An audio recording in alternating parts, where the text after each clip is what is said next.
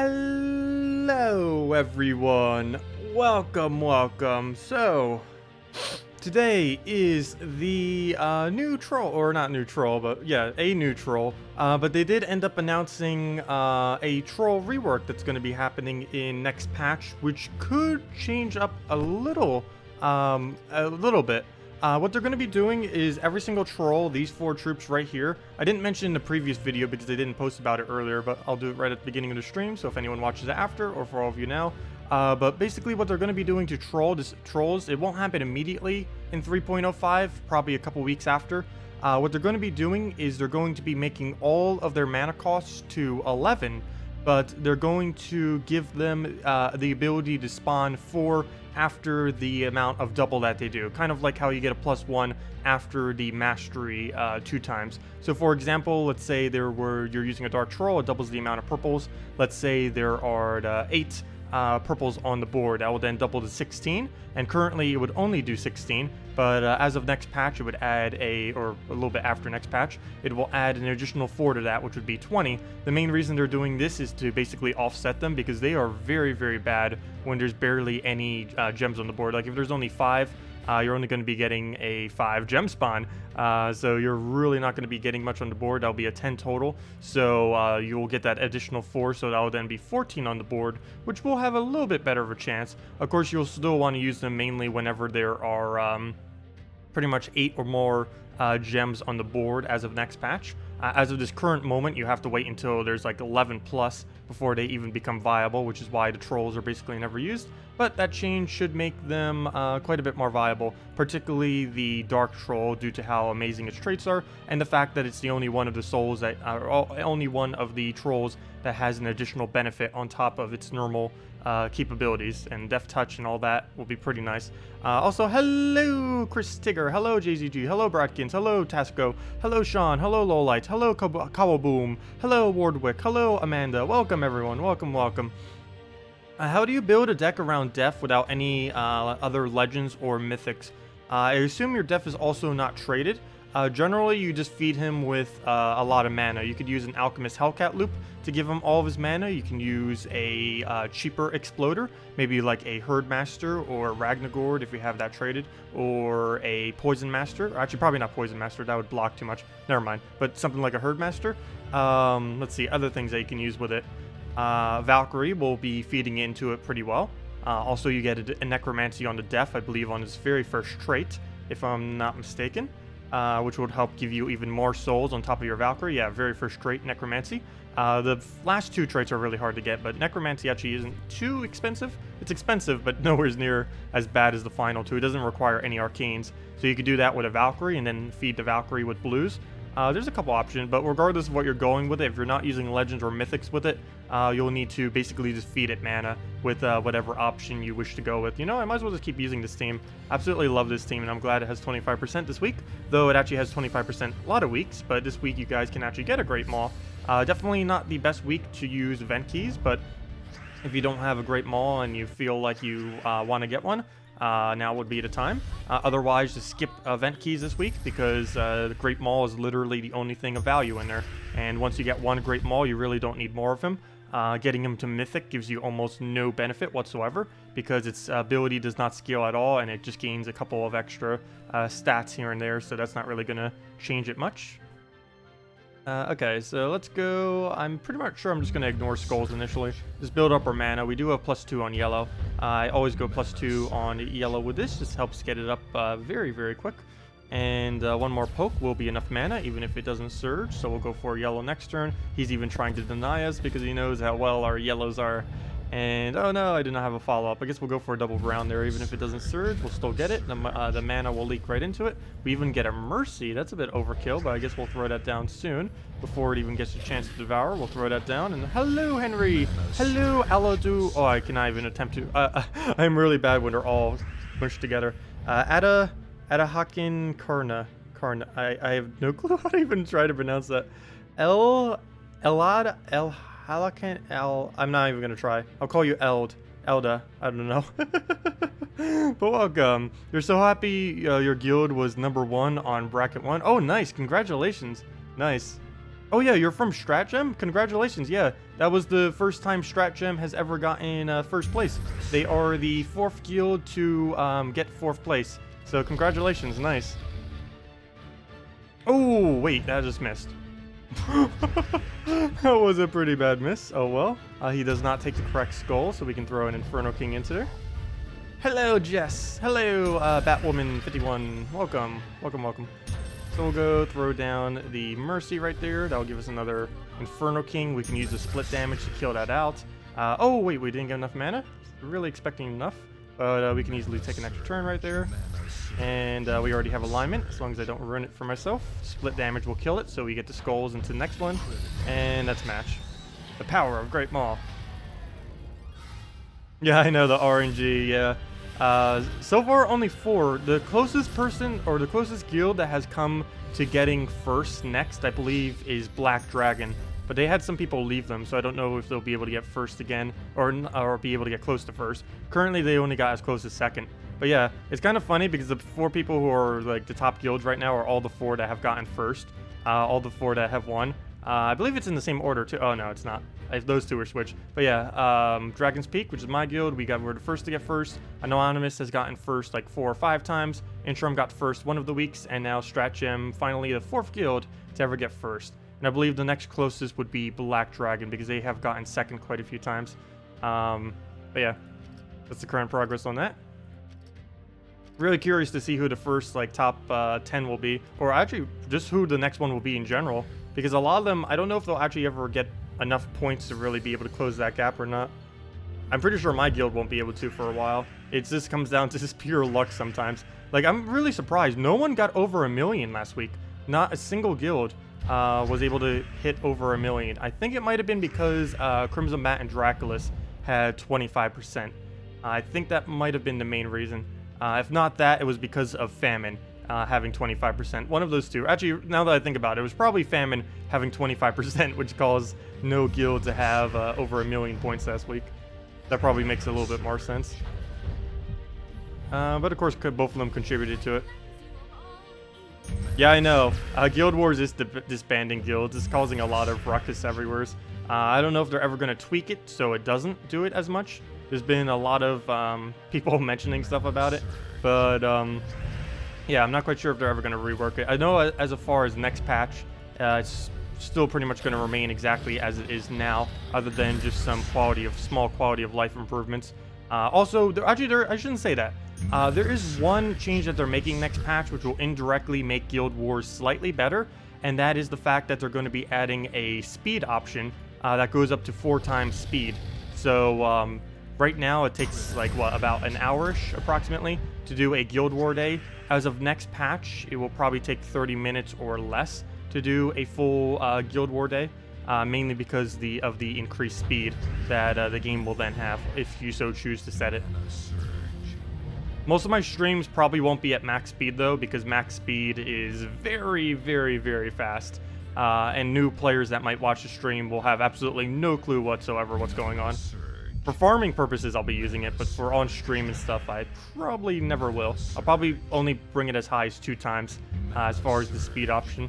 I think it goes from like 0.5, 1, 1.5, 2, and then 4 times. I believe that's all the speed options. I actually didn't double check, but I will be streaming it soon. Nimhain said that I will be able to stream it probably in a couple days. So that means we will be streaming it on Friday and Saturday, pretty much for sure at this point, unless something goes wrong. But yeah, pretty much for sure, we will be streaming this Friday and Saturday, the 3.05 version of the game. It's not even going to be out for like a couple weeks, but we'll be able to show it in its entirety, basically, in a couple days. So that should be nice. And I'll probably do a video on it as soon as we actually get access to being able to do it. Good evening, Bridget. Welcome, welcome, welcome. Because all that she said is they just need to do one more little patch to it, and then it's pretty much good to go. So the speed is for matching gems. The speed is for pretty much everything within the game. Like all the little screens that you go through, matching gems. The animations at the beginning of a battle take like 0.05 seconds, not even.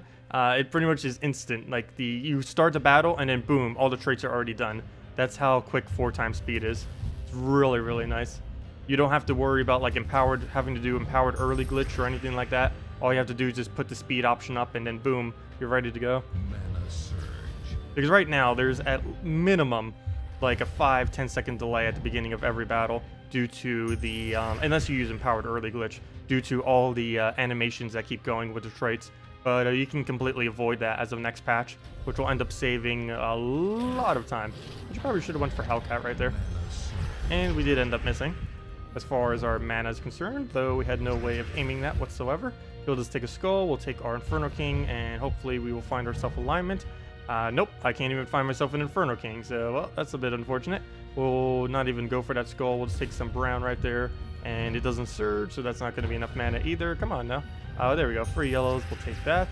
Do we have alignment? Does not look like it, though no, I don't know. Maybe I shouldn't throw it. Oh no, we have alignment, never mind. I almost didn't see that there. That little L shape. So we'll go for that, throw down a Shegra. That will definitely way overkill the Hellcat right there. And let's see if we can get a little bit more damage for the final blow. I do not see... Oh wait, yeah we can. We can just do it right there. No extra turn, but we can just double scroll him off of that. And down he goes. What's a fast level 100 PvP team and no mythics beside Wolf Garrick? Let's see. Is your Wolf Garrick traded or not? I would assume not. If not traded, you might not want to even go for it. I would say go for something dragon related then. Just go for, I don't know, do you have Dragon Soul or any of the other like kind of okay-ish dragons? Even if you don't, you can go something like a Centaur with a couple of the more basic ones like Dragonian Monk and, what's the other one? Dragonian Monk, Dragonian Assassin, the smaller dragons like that. The dragons are very, very powerful, and you're going to be using them later anyways, because they scale up very well later into the game with some of the later dragons that you'll get. But yeah, you can go something like that. As far as if you did want to use Wolf Garrick, it depends if you have it traded or not, what you would go. If you don't have it traded, what you would essentially do is try making a one-shot team. Make some kind of build where you can lower them down so that Wolf Garrick can then hit them, and then just manage right into your Wolf Garrick and keep devouring them, basically get a double kill every single time. Essentially what you would do is use an ability, knock it down so it goes down to Wolf Garrick range, use a mana generation to go get all of Wolf Garrick's mana. Oops, forgot, he has freeze immune. Or freeze. But yeah, you would tap them down a little bit on their HP, use Wolf Garrick to kill it. That would then devour another random ally, and then you just keep generating into the Wolf Garrick's mana and just repeat the combo.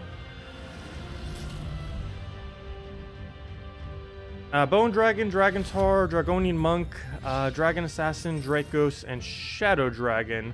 Unfortunately, most of those won't really synergize together, but you would have to go something like a Dragontar, Monk, Dragonian Rogue, and like one other one if you were to go down that route. Oh, no traits on Wolf Garrick? Well, it still works without traits. It's a little bit harder though, but you would just have to look at what your tap value is, because you would actually not want to one-shot them. You'd want to bring them very close to one-shot without one-shotting them, and in doing so, you'll be able to then kill it off with the Wolf Garrick, which would then give you the Devour. I think Bonnie Rose or Paladin, probably more towards Paladin, might be one of your best bets to synergize with it. But then again, what would it be blocking? No, I think you still have a color available on both.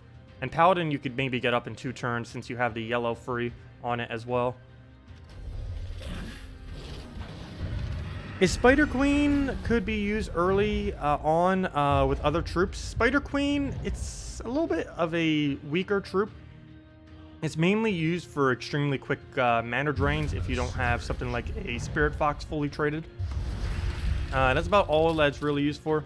For the most part, you do go with other alternatives, like for example Spirit Fox, but the only thing it really synergizes well with is Tal Ray. And if you don't have a Tal Ray, there isn't really much a point in using a Spider Queen. The only other instance where you would ever bother using her is in Arena, because Arena, she's one of the best mana drains, plus you don't get empowered off of the Spirit Fox in Arena. So it's basically the same thing to use her compared to a Spirit Fox. So that's the other instance where she's kind of okay. But out of Arena, yeah, she doesn't really see much usage. And it would basically just be if you don't have a Spirit Fox or if you're using it with Tal Ray. It does have a web though, So if if you have it traded and they happen to be using a troop in first slot that uses magic very well, then she can also be okay then. But she has a very, very low durability of her HP and armor compared to many of the other options available. So I wouldn't really advise it too much, because she'll die in just a couple of skulls and go down pretty quick. Also, if any of you guys want me to try any other teams or anything like that, feel free to leave them in chat. I did name the title more trollish, but I think we're going to be doing mainly Great Maul today.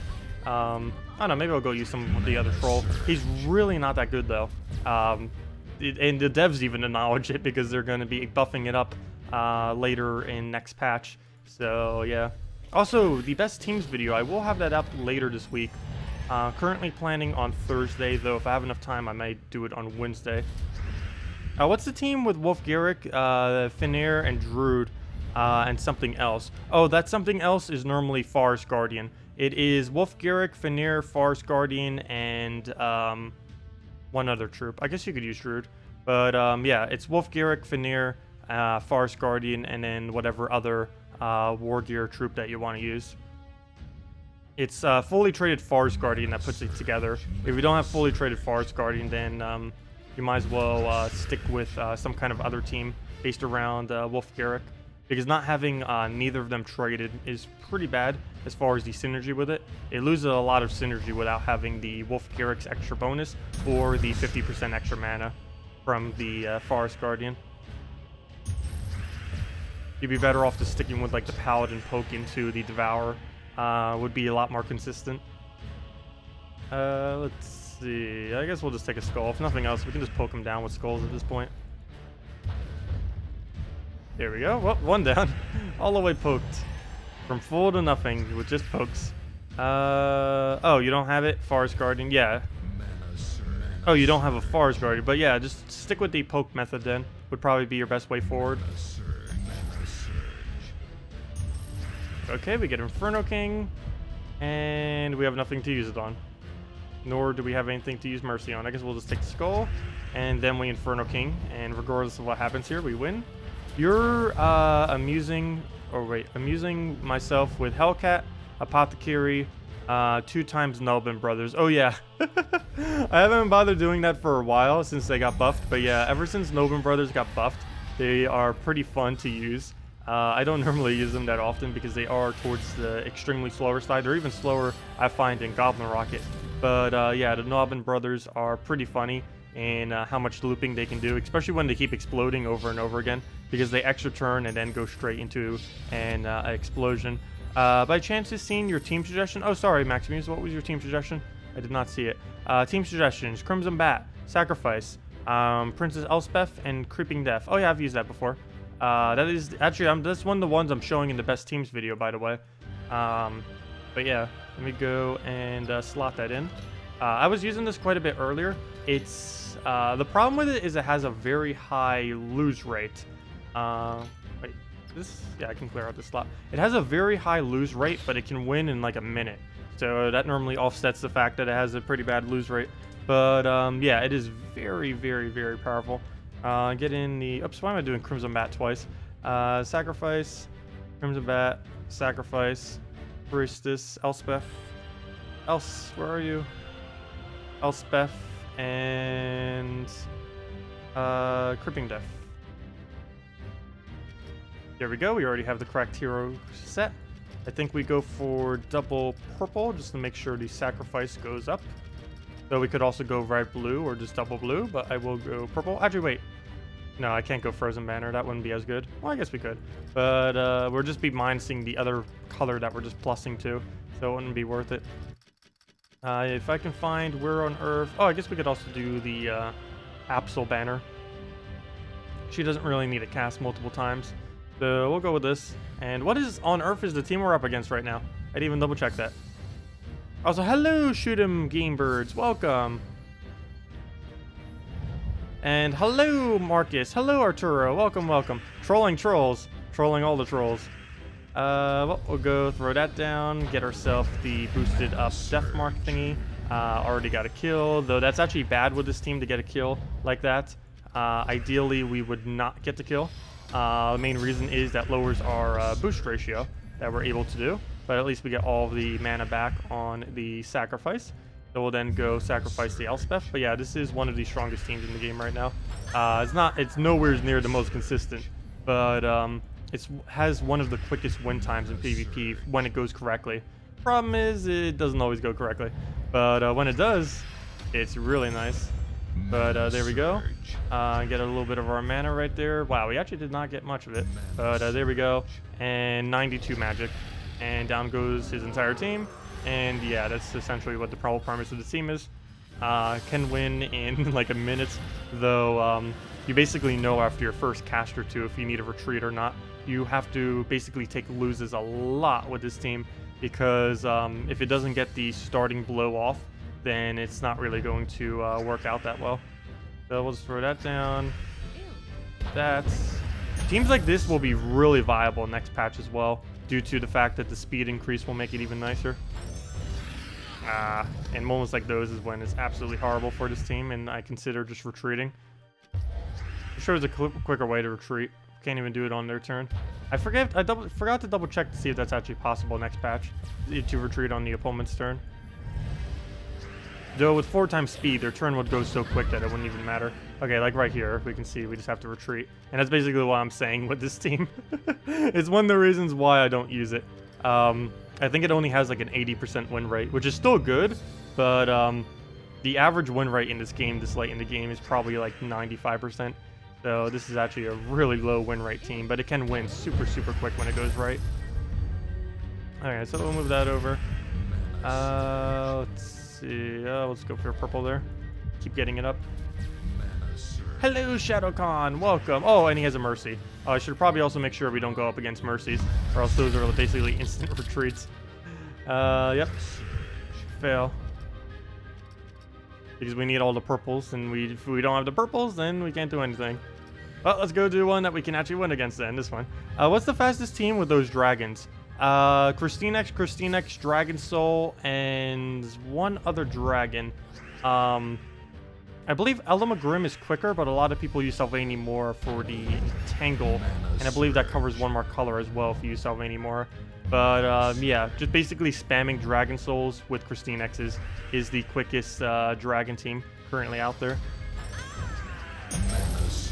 Okay, there we go. And we'll just throw that down on blues. And that is what it's supposed to do every single battle. Of course, it doesn't always do that, but ideally, that is what it's supposed to do. I may need to show this as one of the first teams when I do the best teams video. Unless I do them that, or I need to do them one by one like I did last time. Maybe I'll just do them one by one. Because if this team fails, this team has such a high chance if I do this later in the thing that it would fail. Okay, so let's go and just throw that down. Mana surge. Nice, nice. Okay, throw that down. Oh, I meant to click down on reds. What did I even hit? Blues. Okay, well, at least it didn't go too bad. Also, thank you, whoever just subscribed. Much appreciated. I have no clue how to read that, but thank you. Mana surge. And that's pretty much match. All we need. Oh, we even get a death mark out of it. It's fine if they death mark get killed now. Early on, it's not, because we need every single one that's alive on their team. We get an additional 4 magic due to the 4 times boost ratio that it has. Oh! Forgot to take the reds. Forgot to take the reds. Oh well, we can just go and throw this on blue this turn. And hopefully land a couple of them, or an extra turn, or something. Or nothing. Okay. I guess that kind of works. Let me take the blue and not miss it again. And there we go. Nice. And 102 true damage to everything. And that's match. I'll try this one more time, but yeah. Really quick team. Problem is it loses a lot, which is why I don't normally use this as my main team. What's the oh, I already read that. I can go show a really quick dragon team after this too. The dragons you... Oh! What's the quickest out of the dragons you mentioned above? Bone Dragon, Dracos, Dragon Knight, Shadow Dragon, Shegra, Sylvanie Mora, Venoxia, Wyvern, Dragonette, Dragonian Monk, Dragonian Assassin, Dragonian Rogue, Dragontar. Let's see. You'd probably do a Dragontar Shegra combo of some kind. You might even need to do a Vinoxia one, even though that normally doesn't get used. Something like Vinoxia, Dragonian Rogue, Dragontar, and Shegra would probably have to be the team you use. Oh, congratulations, Dinos Goroar. Nice. You just reached level 1000. But yeah, that team again is, I can't even remember what I just said. Vinoxia, wait, what was it again? Missing one. Vinoxia, Dragonian Rogue. Yeah, Vinoxia, Dragonian Rogue, Dragontar, and Shegra. I believe that covers everything as well. I believe that's not missing one. It might be missing one. But that's basically skull-oriented based on what you have available. Also, that doesn't really need any traits as well. So, assuming you don't have traits, that would also be helpful. Or you wouldn't need traits, I should say. What is my favorite fast and consistent team? Just spamming dragons. My favorite team is probably just always spamming any kind of dragon-related team.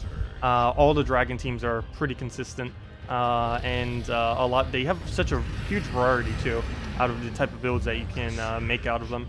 So you never run out of different ones you can use either. Like right there, even though I don't normally use it, that was the whole score-oriented team, and you can do full AOE. You can do board control. And you can also do true damage dragons, though currently true damage dragons doesn't work out too well, mainly because of poison not really being that good. Also, wow, how is he still alive? I guess because of demonic pack. But yeah, I can go show one of my favorite dragon teams. Basically anything that spams a lot of KrissTigger and Dragon Soul is one of my favorites. But do I still have the Elamagrim one saved?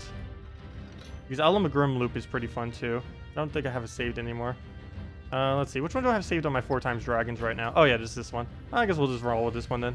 But yeah, KrissTigger Dragon Soul combo is pretty ridiculous. I hope they never nerf it. It's still one of my favorite team types, and you can build pretty much anything around it as well. Like if there's an event troop that gets you extra resources in a given week, you can just set it with this and kind of just be good to go and all that. But yeah, we'll just throw the Dragon Soul now. And getting the purples that we need for Dragon Soul, we crystallize both of them. Getting mana every single turn. Using multiple, it doesn't even matter because they still get mana every single turn due to the crystallize. It's the only troop in the game that can get crystallized while not losing its turn. So as of this current moment anyways. So that helps out quite a bit as well. There's also currently only one troop that can use Dispel, which is the only way to get rid of Enchant, though there is another troop getting it. And if they ever add too many troops that start doing it, then maybe it'll become a little bit less viable. I think that's actually one of the main reasons why they are adding more.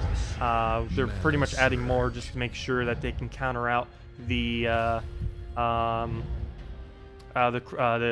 enchants that keep getting added. Also, thank you, Matthew Chen, for the subscribe. Much appreciated. Also, that reminds me, I need to go to Streamlabs real quick. I was listening to my thing the other day, and it is true. My that roar sound is too loud. So let me go and see if I can go do that real quick.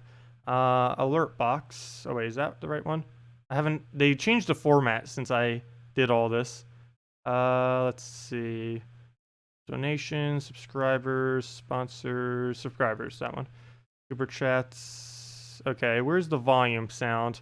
Alert duration, volume sound. Okay, let me lower this down to like 10. Let's see, 12%. Is there a way I can listen to it? Yeah, I can test it up here. Test, which one is it? Test subscriber. Is that still too loud? Did that even change in sound at all? Let me lower it a bit more. I'll lower it down to like 6%. It sounds literally the exact same sound. Let me do it to 2%. Wait, maybe I need to click save. Oh, duh, because I haven't clicked saved on the changed. Okay, let me save. Save settings. Okay, now it should do it. Oh, there we go. Okay, is that one fine? The one I just did? That one? Let me go do it again. The one that just went, is that not too loud? Can you still hear me talk over top of the sound that you hear right now? I can still lower it quite a bit lower. Let me know.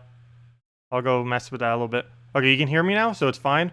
Is the most recent one I just did fine then? If so, then we'll leave it at that. Otherwise, we'll tweak it down a little bit more.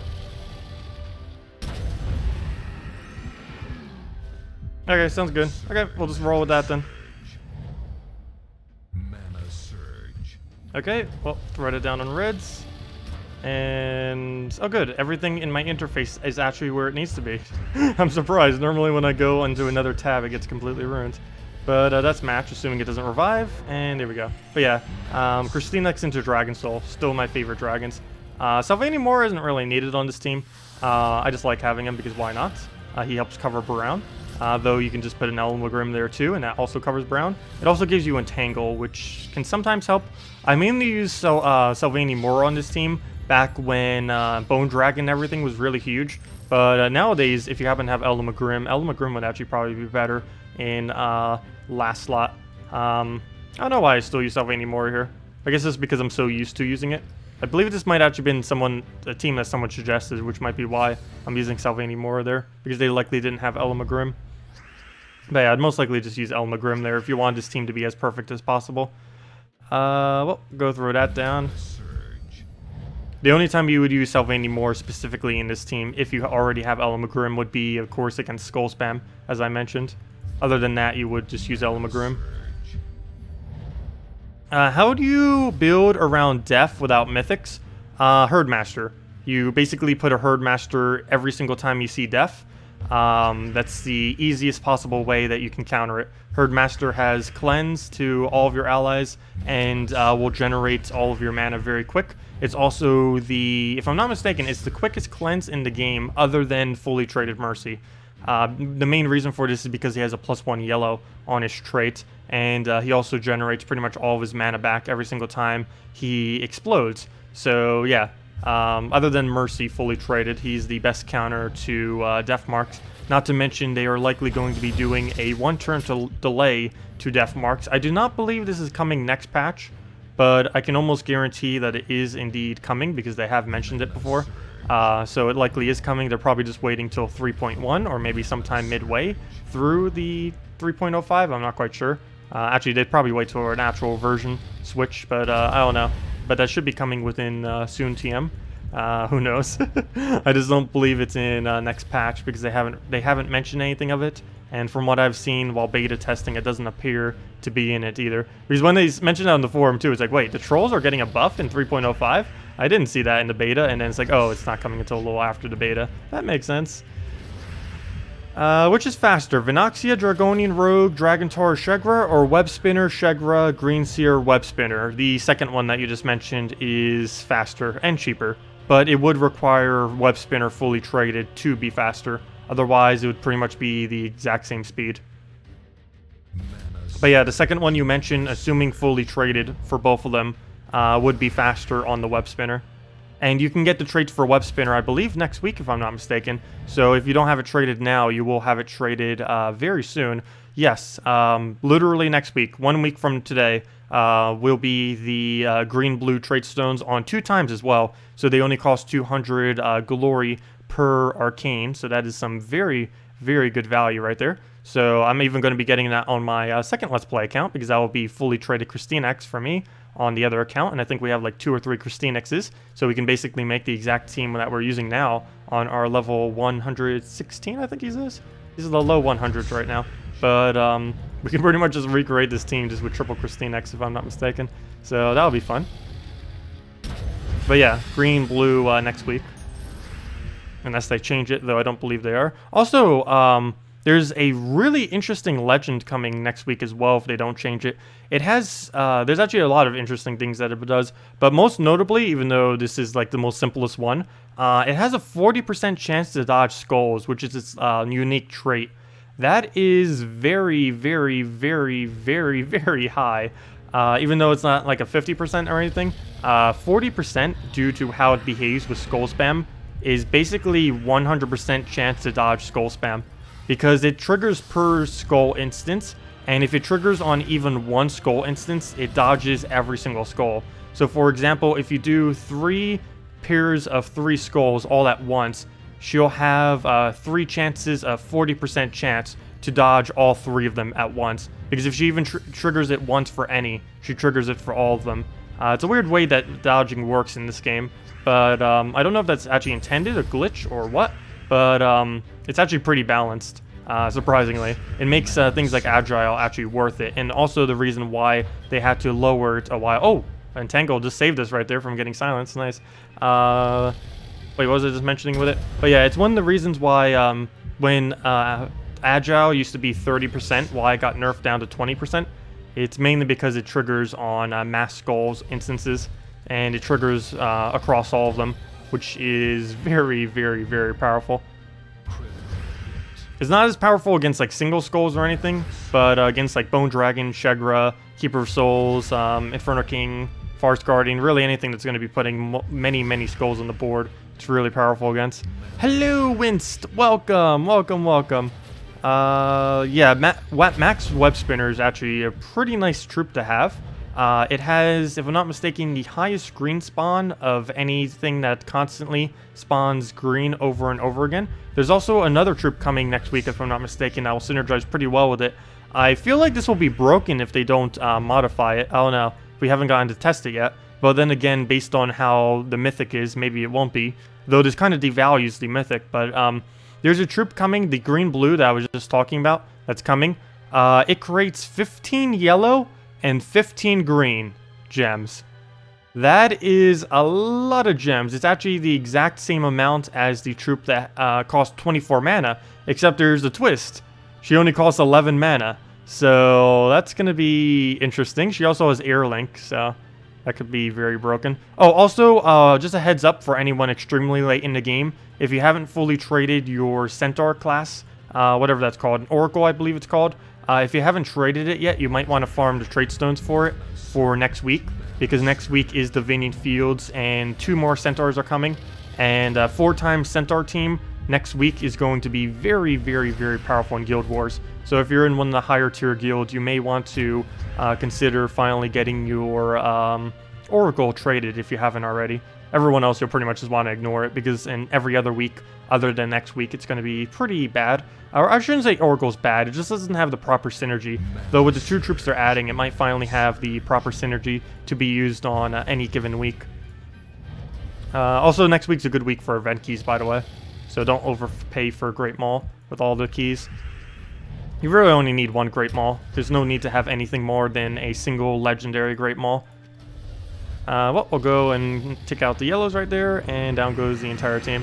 How do you use the Vinoxia, Dragonian Rogue, Dragontar, and Shegra? You'd basically try going for the Dragontar constantly to buff up your team. Dragontar and Vinoxia are the main things that you'll be going for. Shegra you'll just get up as you get it up. You don't want to directly target it down. It's just you, every single turn should be taking Vinoxia and Dragontar mana.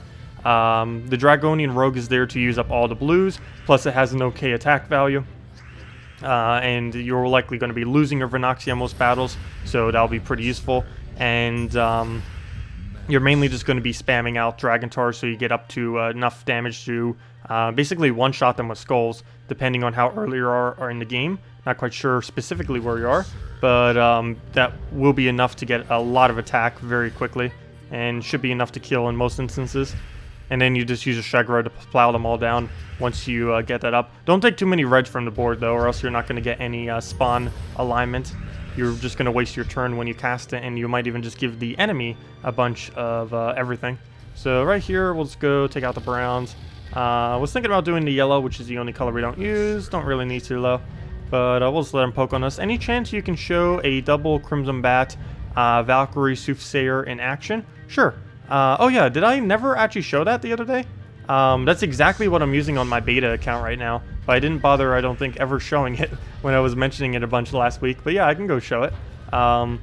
It's pretty much exactly like the double Soothsayer Herdmaster in a way. The biggest difference is that you're not getting any souls from the other one. I guess the other one does generate a bit better. The only reason I tend to use the... it's kind of weird. The double Crimson Bat one is actually slightly weaker than the single Crimson Bat one. It's a little bit safer since if one dies, you don't have to worry about it. But it's not as quick. The only reason I tend to use the Valkyrie one, like on my Let's Play account, like I said, is mainly because of the soul gains that you get off of Valkyrie. Because it's always pretty nice when you're starting off in the game to be able to gain souls passively from everything that you do. Because you're going to need a lot of souls, and not to mention you might need even more souls once the new crafting system comes in. So yeah, there's just gonna be souls, and more souls constantly. When you say Oracle, do you mean the Stargazer or Astral Spirit? No, when I say Oracle, I mean the hero class. This one over here. If you go over to... It's not something I've really gone over too much. I kind of went over it when it first came out, and then barely touched it ever again, because the weapon is useless. And back then, it had no synergy, and still to this day, it has very little synergy. But it might have some really good synergy as of next week, due to the 2 new troops that are coming that are both Centaurs. But yeah, it's this right here. Over to Hero, Oracle class. This was the one I was saying you'd probably want to farm the trait stones for next week. I have a feeling a lot of people may be trying 4 times defend teams with this as well. But yeah, this one, customize this one, Oracle. You'd most likely set it as a, actually you'd always set it as a Centaur, assuming you have it fully traded. Though the other 2 perks are pretty good, though there isn't really a single instance where you wouldn't set it as a Centaur, mainly because of its final trait. All Centaurs gain 2 magic when an enemy casts a spell, so that can stack up a lot of magic for your team.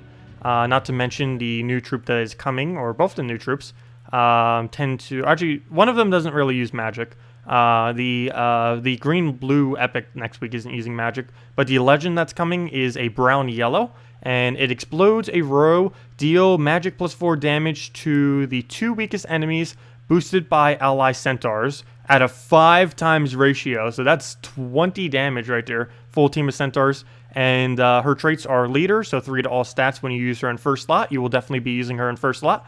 Armor piercing, so 50% chance she'll just go and one-shot them with her skull damage, hopefully.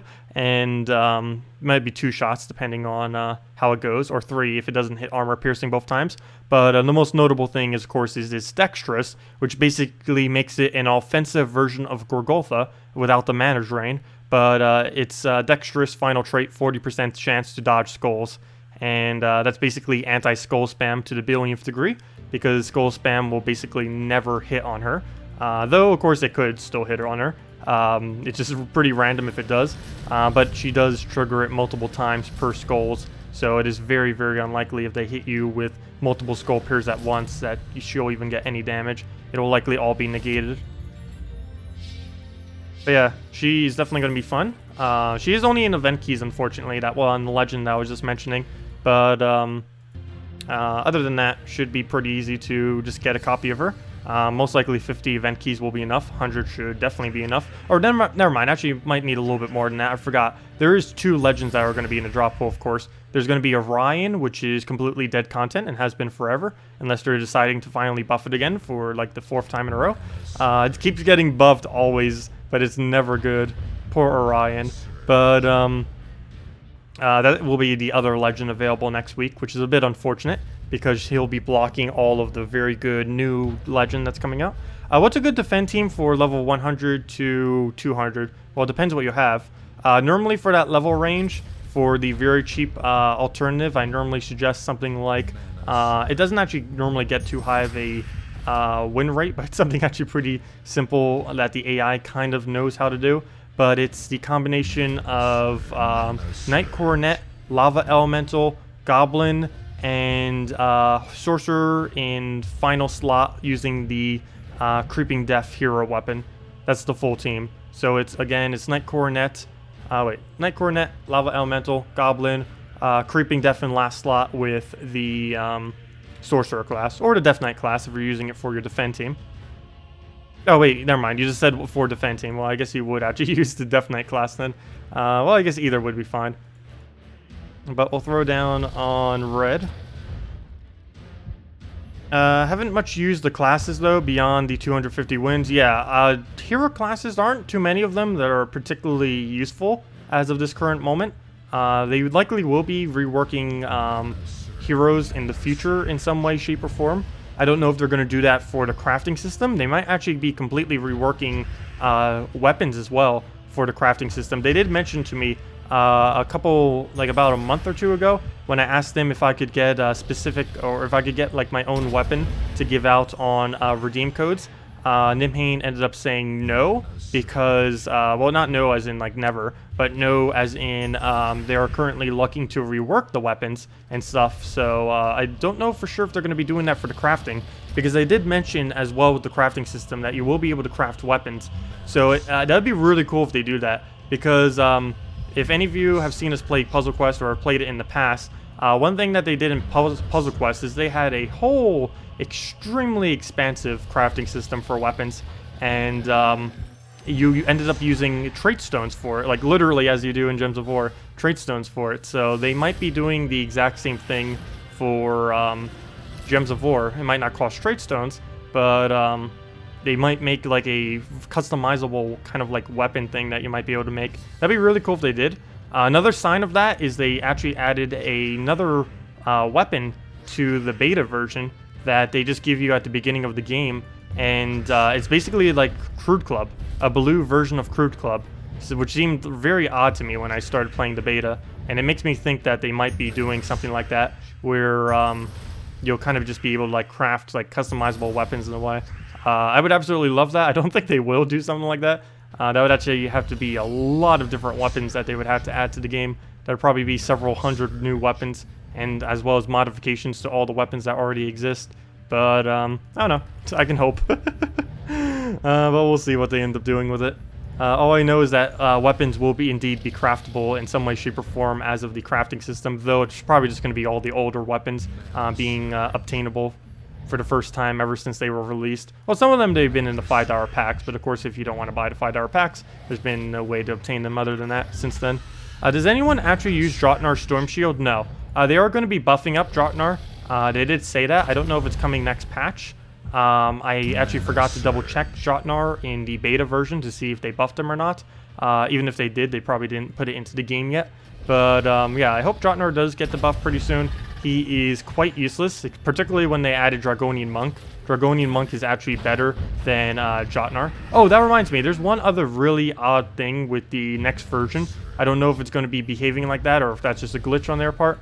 But, well, technically, I think this was actually how he should have been the entire time. So this might actually be them fixing a glitch. But next patch, Kraken, unless they modify it, will be able to always have the 40% chance to devour. What I mean by this is currently, if Kraken kills your final troop and it dies, currently there is a 0% chance that anything will get devoured because it does the damage and then it does the devour chance. But this will actually be changed as of next patch. So it will, if it kills the final troop with the damage, it'll still have a 40% chance to devour. It will then just go and try to devour the third troop. One thing I've not tested with this is if this revives, and will he actually devour that one or that one once he gets his devour? I've not checked that yet, mainly because I don't actually have a Kraken on the beta version, so it's a little bit hard to actually test since they don't give enough resources and they don't give like every single troop, unfortunately. They really should, because it is ridiculously hard to test anything on the beta version because they have basically nothing on it. But yeah, that's how it will be working. Oh, also, what was the other thing I was about to mention? Oh yeah, as of next patch, because of the change that they're making to Barrier, Kraken will be the only Devour troop in the game that will be able to hit through Barrier. The reason for this being is it does damage and then it does its Devour, whereas Cabarrus does its Devour chance, which will then be stopped by Barrier. Also, when we were testing Barrier earlier, I think we did it on like Friday or Saturday, that's why I was never actually getting any Devours. It's because as of next patch, Barrier will be... Barrier will basically count as a block against Devour, but it doesn't work on Kraken, mainly because it will destroy the Barrier by doing its double hit first, and then it does the Devour roll. It does in reverse order compared to most of the other Devours in the game. Or actually, compared to every other Devour in the game, it does it in reverse order. Nim? Wait, what did Nim not say? Trait stones for weapons, souls for troops. Is that what she said for it? That would make perfect sense if that is true. Trait stones for weapons and souls for troops. That sounds pretty much exactly what they said. Wait, what did I say that Nimhane didn't say, though? Since you don't need extra troops for new crafting system, should you disenchant all troops, you just have 2 kingdoms, then you'll have all kingdom or troops to 5 stars. Yeah, technically anytime after you have all your troops to 4 mythics, you can basically just always hit the disenchant button for them. The only reason I personally don't is because I want to just keep my collection to see how big I can make this number right here, right there. Because on your little profile thing that currently exists in the game, it shows the total troops that you have. And if you disenchanted this would go down to like several thousand instead of whatever you currently have there for a number. And that's the only reason why I have never bothered disenchanting, even though, yes, it is perfectly fine to disenchant all your troops now. There isn't really anything that can happen in the foreseeable future. Oh wait, actually I shouldn't say that yet. There's one thing that may change and why you should hold them, even if you do want to disenchant them. We still don't know if they're going to rework the disenchant values as far as how many souls you get for them. They may end up buffing the amount of resources you get for disenchanting troops. I don't know for sure if they will do this, but it is a possibility. They definitely won't nerf it, I can say that much. I can almost guarantee that they won't nerf it, and even if they are going to nerf it, you can just do it beforehand, because they'll probably let us know up ahead of time if they are going to nerf it. But yeah, I'd say hold it just in case they buff it, because they probably are going to buff it. It's a really dated system, and if they're going to be costing souls to upgrade everything or obtain them, that would be really weird if a troop disenchants for like 100 souls when it costs like 10,000 or something. So yeah, they probably will rework it slightly to some degree, in which it will be better value to disenchant after the 3.1 version. And that isn't getting changed in, wait, verse then that devours. Wait, no, about the Kraken not working right. It's working as intended. Wait, which one? The one that's... Wait, which one? As it is now or as it is in next patch? Mana surge. Let's see. We'll go and... Oh, we could actually lose this.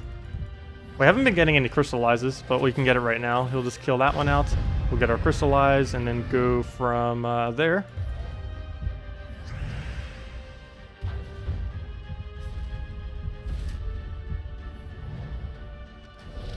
Yeah, the only thing I was mentioning with Kraken that's changed next patch, Kraken is and it's not getting changed. Are you sure about that? From what I actually didn't get to test it fully, but because I don't actually have a Kraken on my account. But based on what the beta tester said, the Kraken ended up devouring the third troop when there was a fourth troop that was killed there, which is currently impossible to do. So it's probably getting changed either directly or indirectly, because a lot of stuff you have to keep in mind is being changed indirectly and probably unintentionally due to them switching over to the Unity version. So a lot of the mechanics that currently work right now might be slightly different. Like for example, empowered early glitch I believe is impossible as of next patch. I still haven't actually double checked it because I don't have a proper empowered that can test it. Because I'm not going to spend like 2 or 3 hours just farming trait stones just to test it. Yeah, we'll see exactly what happens with that. We'll be able to test... Actually, no, I won't be able to test more with that. Oh no, maybe once we actually get access to be able to publicly show the beta version, we might be able to farm and test some of the other stuff. Because right now it's not really worth doing, especially since we're just going to be able to show it anyway soon. Any of the other Devour troops devour first, then do damage. Yeah, I know that. Kraken's the only one that does it in the reverse order. Also, never mind, yeah. I was going to say Krog the Dread, but that also does it in the same order. It does the Devour chance first, and then it does the skull damage. But yeah, Kraken's the only one that does it inverse compared to all the other ones. And we'll just throw down on red right there, and that is Mach. And we still finish with 4 troops. No, that's completely irrelevant in PvP, but there we go. Oh, also one thing to mention, because we are coming up to that time right now. I do not have a redeem code today, even though I do have coming soon on the bottom there. This is a force of habit to put that there. But we actually don't have any redeem codes today. I will tomorrow and all the other days that we normally stream. The only reason I don't have them today is because Salty didn't end up making any. I guess she's not around. She did end up saying that she will be giving them tomorrow, though. I guess she's not in the office to actually create them, so I guess that's why she didn't do it earlier. But I will have them back again tomorrow. She's also going to be increasing the amount of claims though she did mention for me not to mention how many claims there are now. It's not that big of an increase, but she did say not to mention. But I'm pretty sure I can still say that they were increased and how many there are, because I did end up mentioning all that stuff to her from earlier. So hopefully they will not die in 5 minutes. Maybe they'll last for 10 minutes now, ideally. Oh yeah, never mind, it's Australian holiday. That would make sense. Oh yeah, that's why, I forgot. It is Australian holiday today. That would make perfect sense. Am I streaming Guild Wars now? No. That would be literally impossible. It's a Monday. I can't stream Guild Wars now even if I wanted to. That is literally impossible to do on a Monday. Monday's the only day that Monday's the only day that Guild Wars does not take place, so I cannot show Guild Wars. But yeah, we'll be doing Guild Wars every single day for little 1 hour streams in the future. Oh yeah, I'm always streaming Guild Wars. I'm still doing all the Guild Wars as we used to do. I'm just doing them as 1 hour streams now instead of or maybe not always like 1 hour, but you know, we'll complete out Guild Wars, answer questions, all that kind of stuff, and then kind of be on our way. But I'm basically just doing it as alternative recording. Instead of actually recording it, we'll be like recording it on stream while talking to you guys and answering questions at the end and all the normal stuff, and giving any news that we might have learned from the past day. Okay, so let's go, and which one should we go for here? Gonna go, I guess, take away the yellow that we don't use. Get our summon back there, and just throw both of our damage, and we're good to go. Monday is the sworn enemy to Guild Wars.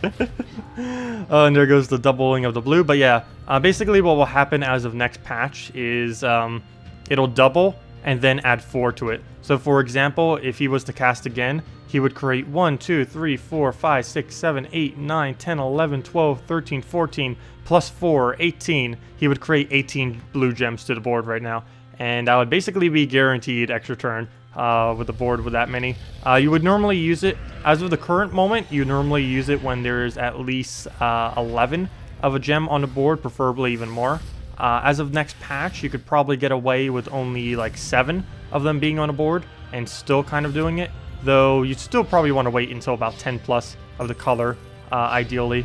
So whenever it's in like double digits, right now you have to wait till like the mid-range of double digits for it to even really be really good value for you, which is why they're basically never used, because it's really hard to get that color that much on the board. Crimson Bat, Soothsayer team. Sure, you want me to do it? The team for that is Soothsayer, Herdmaster, Soothsayer, Crimson Bat, but I can go show that again. That was last week's event, but it still is applicable for every single week because that team is always powerful, even though, of course, it had 25% bonuses last week, but it's still always viable. It's one of the teams that is used regardless. I was thinking, but no one caught his train of thought. Wait, what? Maximus was thinking, but no one caught his train of thought. Sorry, what did I say? That tangented. I don't know. Let's see. I'll read the forums, and you think that Monday is the only day that is worth playing. What? Not quite sure what you mean by that. Oh, because everyone's complaining about Guild Wars? That's funny. I get what you meant now.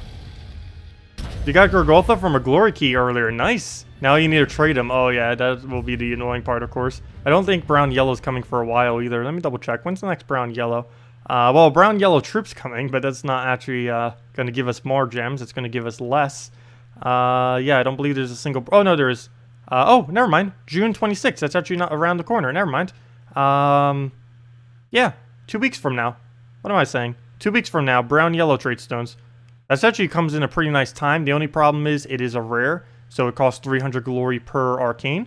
But yeah, that's right around the corner. You'll be able to use that to upgrade the new legend that comes out next Monday, as well as Gorgoltha, Great Maul, which came out today, or, you know, not came out today, but, you know, some people are getting him for the first time today, and all that. So, yeah, if you're going to be getting a Great Maul, or if you got a Gorgoltha, or if you got the new legend that's coming out next week, 2 weeks from now, you'll be able to get the trade stones for it. So that's actually coming at a pretty perfect time, because a lot of people will be using that. I believe you also use it for famine, so if you don't already have fully traded famine, even though if you happen to have a famine laying around, you might be able to do that then. Brown-green is today, and if I'm not mistaken, his 2 trait stones are brown-green and brown-yellow. I cannot confirm that, but I can actually. Let me go check it real quick. Pretty sure that's correct. I'm pretty sure his colors are brown-green and brown-yellow. Brown-green you get this week. Brown-yellow you get in 2 weeks. Oh, I probably should have mentioned that too. To stock up on brown-green if that is the case for him. For anyone who has it, who doesn't have it traded. Let me double-check that. Pretty sure that is correct. Let me just double-check. Someone probably already mentioned it, but I cannot see chat at the moment. But his trait stones are... Come on.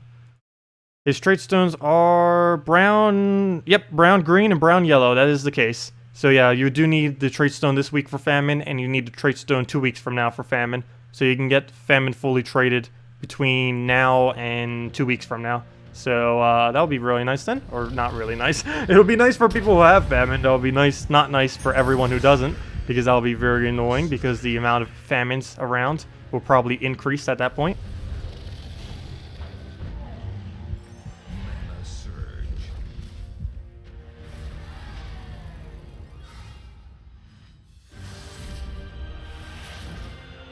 Oh no, I don't think the forum has been that toxic as of recently. This is some normal, just general complaints about Guild Wars. Hasn't been too bad. Though Guild Wars did cause quite a bit of conflict ever since it was released. Mainly because it's kind of tearing apart guilds, and also kind of slightly torn apart the casual aspect of the game a little bit more. Though that keeps happening over time, just the casual aspect just keeps getting chipped at just very, very, very slowly.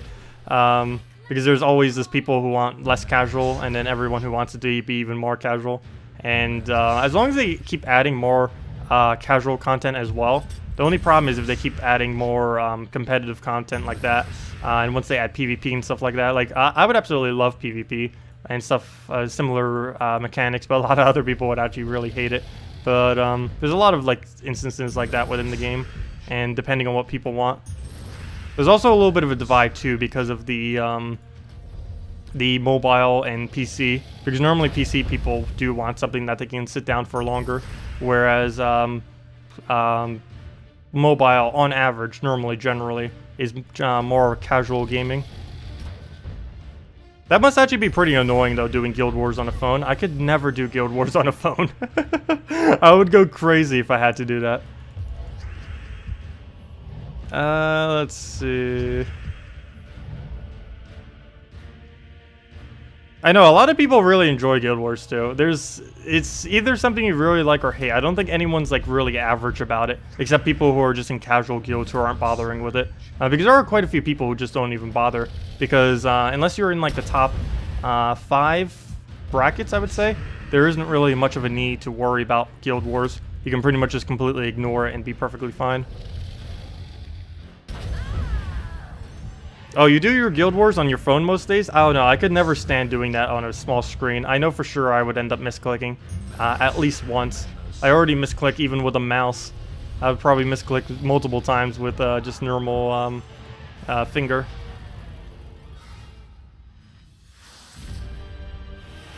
Please don't let this fight last longer than your battery. Oh, by the way, for any mobile users, I believe I mentioned this, but I figured I'd mention it again since you just brought that up. There is going to be a power saving option on the next patch. Also, I believe the next patch will be less intensive on phones on general, even without the power option. The main reason for this is they do have a whole different file format within the game, and I believe this uses up less data. I haven't actually been able to test it on a phone, but I would assume it would use less data based on what they did with it. Plus it has a power saving, specifically a power saving option, so your battery won't die in like an hour or however long it takes to kill a battery.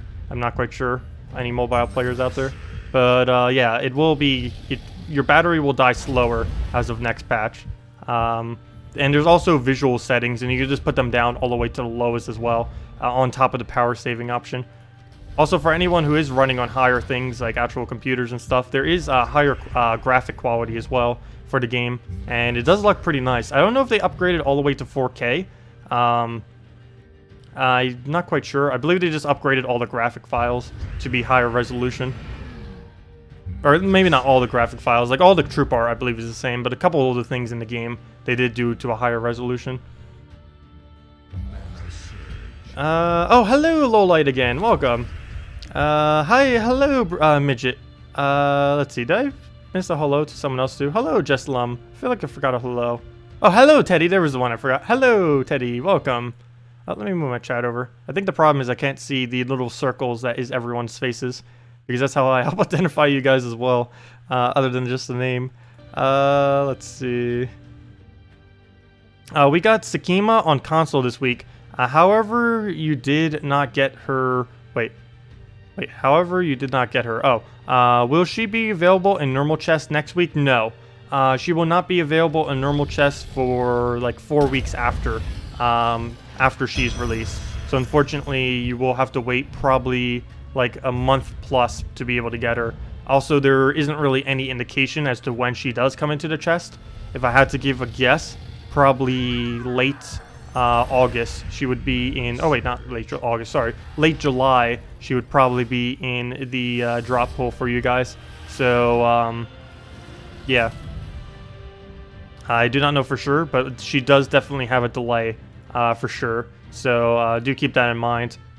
So probably the next mythic you guys get, she still won't be in the drop hole for that. But probably the mythic after that she will be for when you open up all your keys. And I believe the mythic after that too would be the one that we just got most recently, which was, oh, what's her name? Queen Aurora. Which is actually a nice one to go for, assuming you can trade it. Oh yeah, I forgot. We have an event going too. It's actually a relatively easy one, though it's going to be hard to do within PvP. The easiest way will probably just be to constantly repick, as I mentioned in the previous video. Just keep repicking until we find 4 giants off of our any of these battles. Doesn't even matter which one it is. Like this guy, boom, 4 giants, go. That's basically how I'm going to be farming the final bits of my gems this week, the event gems, because I think that's the most efficient way. Or actually, that's definitely the most efficient way. I don't really see how any other way you could really get around it, since casual PvP is a lot cheaper to repick than the normal PvP. Normal PvP costs 1 gem each, which is actually pretty outrageous if you think about it. But I normally click it mainly because I really have enough gems that it doesn't matter. But yeah, the PvP repick, I feel like it should not be 50. I mean, it should not be 1 gem. Wish they would make it something like 500 gold or something. Just make it like 10 times more than the casual PvP repick or something like that. Definitely shouldn't be gems. What is the recommended giant team this week? The giants only have 25%, so I wouldn't really say that there's any. Jotnar hasn't gotten his buff yet, so he's still useless. Or not Jotnar, sorry. Storm Shield, whatever his name is. Yeah, Jotnar Storm Shield. Yeah, that's his name. But as far as Yarrow's about the only really good giant that you have out there. Everything else is pretty bad. You'd probably use your hero class. It would probably be Yarrow, your hero class, and 2 other giants for a giant team these days. Though I do have to say giants are so weak with the synergy that they currently have that you're better off not even bothering. They will be reworking Jotnar as well as I believe the entire Stormheim Kingdom in the future. So as of that point, it'll probably be a bit better, because they did say that they wanted to rework giants so that the new giant hero class that came out like a month or 2 ago, or however long it was, will actually be viable, because currently it is useless. Everyone, you know what basically happened when that happened, particularly people in late game. Everyone just did 250 wins on the Oracle and the Titan class, and then they just went straight into Death Knight class, fully traded it, and spammed it on their defend teams. That's basically all that happened when they released the 3 new hero classes, is everyone shifted over to the Death Knight class. Pretty sure if they did data on how many people are using classes right now, Death Knight class would be the most overused hero class, particularly for later on in the game. Earlier on, it would obviously be the very first one that you unlock from Broken Spire. What is the recommend... Oh, I already answered that. Was the suggestion about Def Team you gave you about Herdmaster to counter or to go on the same team as... Oh, wait. That was to counter Def. For feeding Def, you just go with a mana generator or a mana generation loop and just keep giving it mana to keep spamming the Def marks, and then kill out the the entire team with Death Mark. But yeah, for people who are requesting about giants, the main reason why it's so bad is there's just not any good giants. Berserker, bad. Cyclops, okay, but you wouldn't use it with all giants. Dark Troll, good, but you don't use it with all giants. Desert Troll, some instances is good, but again, you don't use it with other giants. Dragon Cruncher, only use against dragons. Elf Eater, useless. Etin, okay, but there's not much synergy. Frost Giant, useless, at least later in the game. Gob Chomper, only used against goblins. God and Good, pretty useless. Yarrow, the only viable giant. Draknar Storm Shield, too weak. It's going to be buffed actually in the future. Ogre, only used in Arena. This other thing, you don't use it within giants. Rock Troll, you don't use it with giants. Sea Troll, you don't use it with giants. Stone Giant, there's so many better troops out there that are the same color. Zephyrus, not really that good once you hit like level 100 because his boost ratio is pretty bad later in the game. And that's every giant. There you go. So that basically comes down to Yarrow, and your hero class. That's basically your team of giants if you were to go giants, because that's how many of them are good. Yarrow and your hero as a titan. That's about the only two giants that are really usable at the moment. Though there's guaranteed he will be buffed in the future. Probably the next Stormheim event, which is, I have no clue when. And a few other ones from Stormheim may also be buffed then.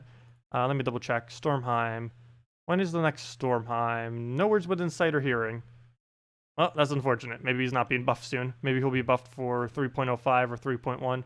I haven't actually double checked on the beta version. I'll need to go and do that later, probably on stream once we actually get the access to it, so I can go over and see everything that's been changed. The only really noticeable one that I saw is that Summoner now summons a much better summon than what it currently does. It's a troop that doesn't even exist in the game at the moment either. They'll probably be adding it in the future, though none of the upcoming events actually show it for whatever reason. Some giants are nice in Arena. Oh yeah, as far as Arena, there's actually quite a few of them that are pretty good. Most notably Ogre. Ogre in Arena is actually one of the best common picks you can get, mainly because it has the stats of an ultra rare on a common pick, even though his ability is basically useless. Any new buff on any troops? No, not really any buffs other than Summoner from what I can see. I will be going over that more later because because they are going to be making one last final patch, and I believe after this final patch, the version of the game that I'll be playing on is basically going to be nearly identical, if not identical, to what the final thing is going to be. So once we get that patch and they say I can stream it, we'll pretty much be good to go then and see everything that's going on with it. And then I can finally explain everything that's coming in next patch too. I'll probably do a video specifically for that and then just kind of mess around with stuff on stream when we do end up doing that. Because I do want to make a concise video on it for people who don't watch the streams. Because I know there are some people, I'm pretty sure, actually I'll need to poll that later during a video or something. But I actually don't know what that ratio is these days. And of course all of you are here, so that would be a bad representation of it. But I'm not quite sure what the number of people are who only ever watch my videos but never catch any of the streams whatsoever. I still don't know any data on that because I haven't bothered polling it. And there's no way I can tell from statistics which accounts are on both. But we'll go throw down Dragon Soul right there. What is the redeem code used for? Oh, the redeem codes that I normally give out, they're only used for just getting a little bit of resources. They give, the ones I normally hand out, give 1 gem key, 200 souls, 2,500 gold, and 2 treasure maps every single time you claim one of them. Not too much resources, but as a newer player, that could definitely be quite a bit of extra bonus for you. I have no clue why I didn't do the yellow there. Luckily, he didn't go for it. But yeah, that's normally what, or that's exactly what they give every single time we give one out. I do not have one today, unfortunately, because it is a holiday in Australia today. And the person, well, all the developers of this game are in Australia. So none of them were actually in the office, so they couldn't make me any new codes. But we will have our codes for tomorrow and all the other streams in the nearest future. Can't you compare the number of views on videos or number of on streams? That wouldn't be a good representation either, because it could be 2 different batches of people, too, for each one. And there's no way to tell which ones are the overlay. Also, there's no way to actually tell how many unique people are coming onto the stream either, because the view count for that can sometimes be a bit wonky, because the same person can count as multiple views as well, though not too often. Only if you were to completely go out of the stream and then come back in. Like if you watch my stream for an hour, went out for like 5 minutes, came back into the stream, and then stayed for like 30 minutes, it would probably count you as 2 views instead of 1. So that number is also not a good representation of it. Let's see. Can you check the leaderboard? Sure. I can do that right after this battle. Also, sorry, some people mentioned teams. I keep just using the same team. Ever since someone says to go to the dragon team, and then I just keep using it. But yeah, if you guys want me to do any other teams, need any help building teams, need any other questions, or need maybe guild war teams or stuff like that, just feel free to ask me, and we'll get around to them. Also, that's something else that we can do during the guild war days that I normally do my streams. I'll try to do them a little bit earlier in the morning, whenever I can, so that anyone who's around can ask questions about like what they should use for guild wars and all that kind of stuff. But yeah, we can also do that for our guild war videos now, since we'll be live for all of them in the future. Do you know any good mana generations for death? Yes. Valkyrie. Let's see, what would the full list be? Well, definitely Valkyrie. Valkyrie is pretty much guaranteed going to be used if you're going to be using a death. Valkyrie, Alchemist Hellcat Loop, and Green Seer Giant Spider Loop, particularly if you have a Kraken, or Web Spinner, but preferably Kraken. And those are basically the main ones, unless you're going to go the explosion route with something like a Gorgolfa or some other troop like that. Can you help with Forest Guardian Cabarrus combo? As far as counters to it, they're basically the only counter to this team right here. The very annoying Death Knight or Cabarrus with Giant Spider, Forest Guardian, Cabarrus. The easiest way to counter this out is with Scion. If you don't have Scion, just mana generators in general, you have to keep just keep draining them over and over and over again until they can't do anything to you. One other slight counter that it has, if you happen to have some of the better Impervious troops, is all you have to do is just spam 4 times Impervious against them. This will make your team very clunky, but it will end up winning since they can't really do anything to you due to all of your Imperviouses. The Death Knight can't Death Mark you, and the Cabarrus can't Devour you, so you'll be safe on pretty much all regards. Also, as of next patch, one of the better counters for a Cabarrus will be things that can mass barrier your team. This is currently Dragonian Monk, Draughtnar Storm Shield fully traded, and a Queen Aurora are all going to be pretty good counters for Cabarrus starting next patch, because next patch barrier will be able to negate all Devour options, excluding Kraken, but all Devour options other than Kraken will be able to be negated by using barrier as of next patch as well.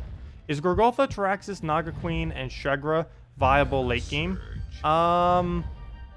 Yes and no. It's would be okay. It's definitely not the best of options out there, but yeah, it would function. You would just have to be very careful, because a lot of things may end up disabling you, as far as like if they Death Mark kill your Gorgolfa and then entangle your Taraxis, you basically just instant lose because you won't be able to do enough damage. But yeah, I can see that being okay. You just have to rush up your Gorgolfa, get that nice explosion, then just kind of keep spamming out your Shegra. But normally Shegra teams aren't really used that often later in the game.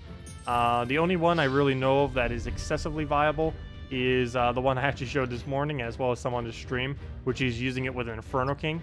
Mainly because Inferno King creates, can get an extra turn and create skulls at the same time. It creates the reds, which Shegra needs, and the skulls that Shegra needs. Both the things that he creates goes straight into what you need for a Shegra cast. Personally, I never use Shegra with anything other than Inferno King. I don't bother using it on any Dragon teams. The only time I ever suggest using it on Dragon teams is if you're doing an attack-oriented Dragon team of some kind. But yeah, Queen Aurora doesn't barrier herself though. That's fine. You can just resummon her if you're using her in Guild Wars or something. Yes, you also have to keep in mind, it's going to be AI control. They are not going to hit your Queen Aurora most of the time. They are not smart enough to go for your Queen Aurora.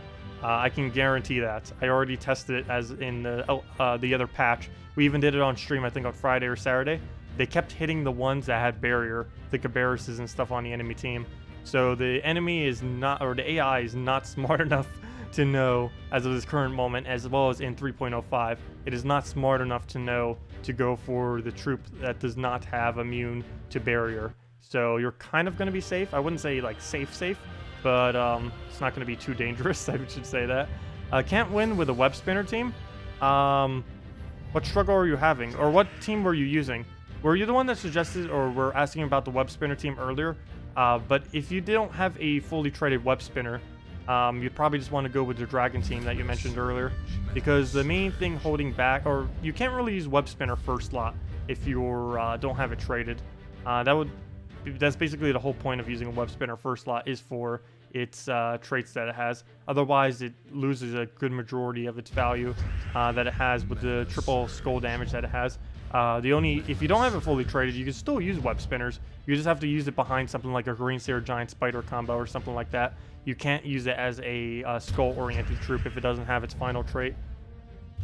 Yeah, web spinner can be traded next week. It does get the trait stone. It's green blue on 2 times, only 200 glory each for next week. And we just lost Shegra. I was just doing this to prove a point of something, or not really to prove a point, but to show the combo with Shegra. But we just lost Shegra. We can actually still win this, but board is being horrifically bad, so we'll give him that. He deserves to win. Also, did he really just, on our only dragon, hit our dragon and 50% devour it? Yes, that just happened. Well, that's unfortunate. Anyways. What other thing should we try? Oh no, maybe we should go do that again. We didn't end up winning with it. We need to get our revenge. I can see this already happening. We're going to get like 16 plus mana on Great Maul. Then he's going to get a skull. That is going to happen. Okay, well, let's get down our Mercy. Use Empowered early to skip all of the little animations. And 1 mana short. If he gets a skull. Oh, if he gets a skull. That will definitely be very trollish. Okay, good. He does not get the skull. We are safe. Before anything weird happens, let's go and kill it. Actually, that was actually a somewhat bad move. I probably should have gone for one of the famines. Mainly because it's impossible for us to take mana. That's actually indirectly probably a really good counter to Scion, which I somehow just noticed now. Though there isn't really a troop that can get it off very quick. Every single one that does a single shot ability tends to have a very high mana cost.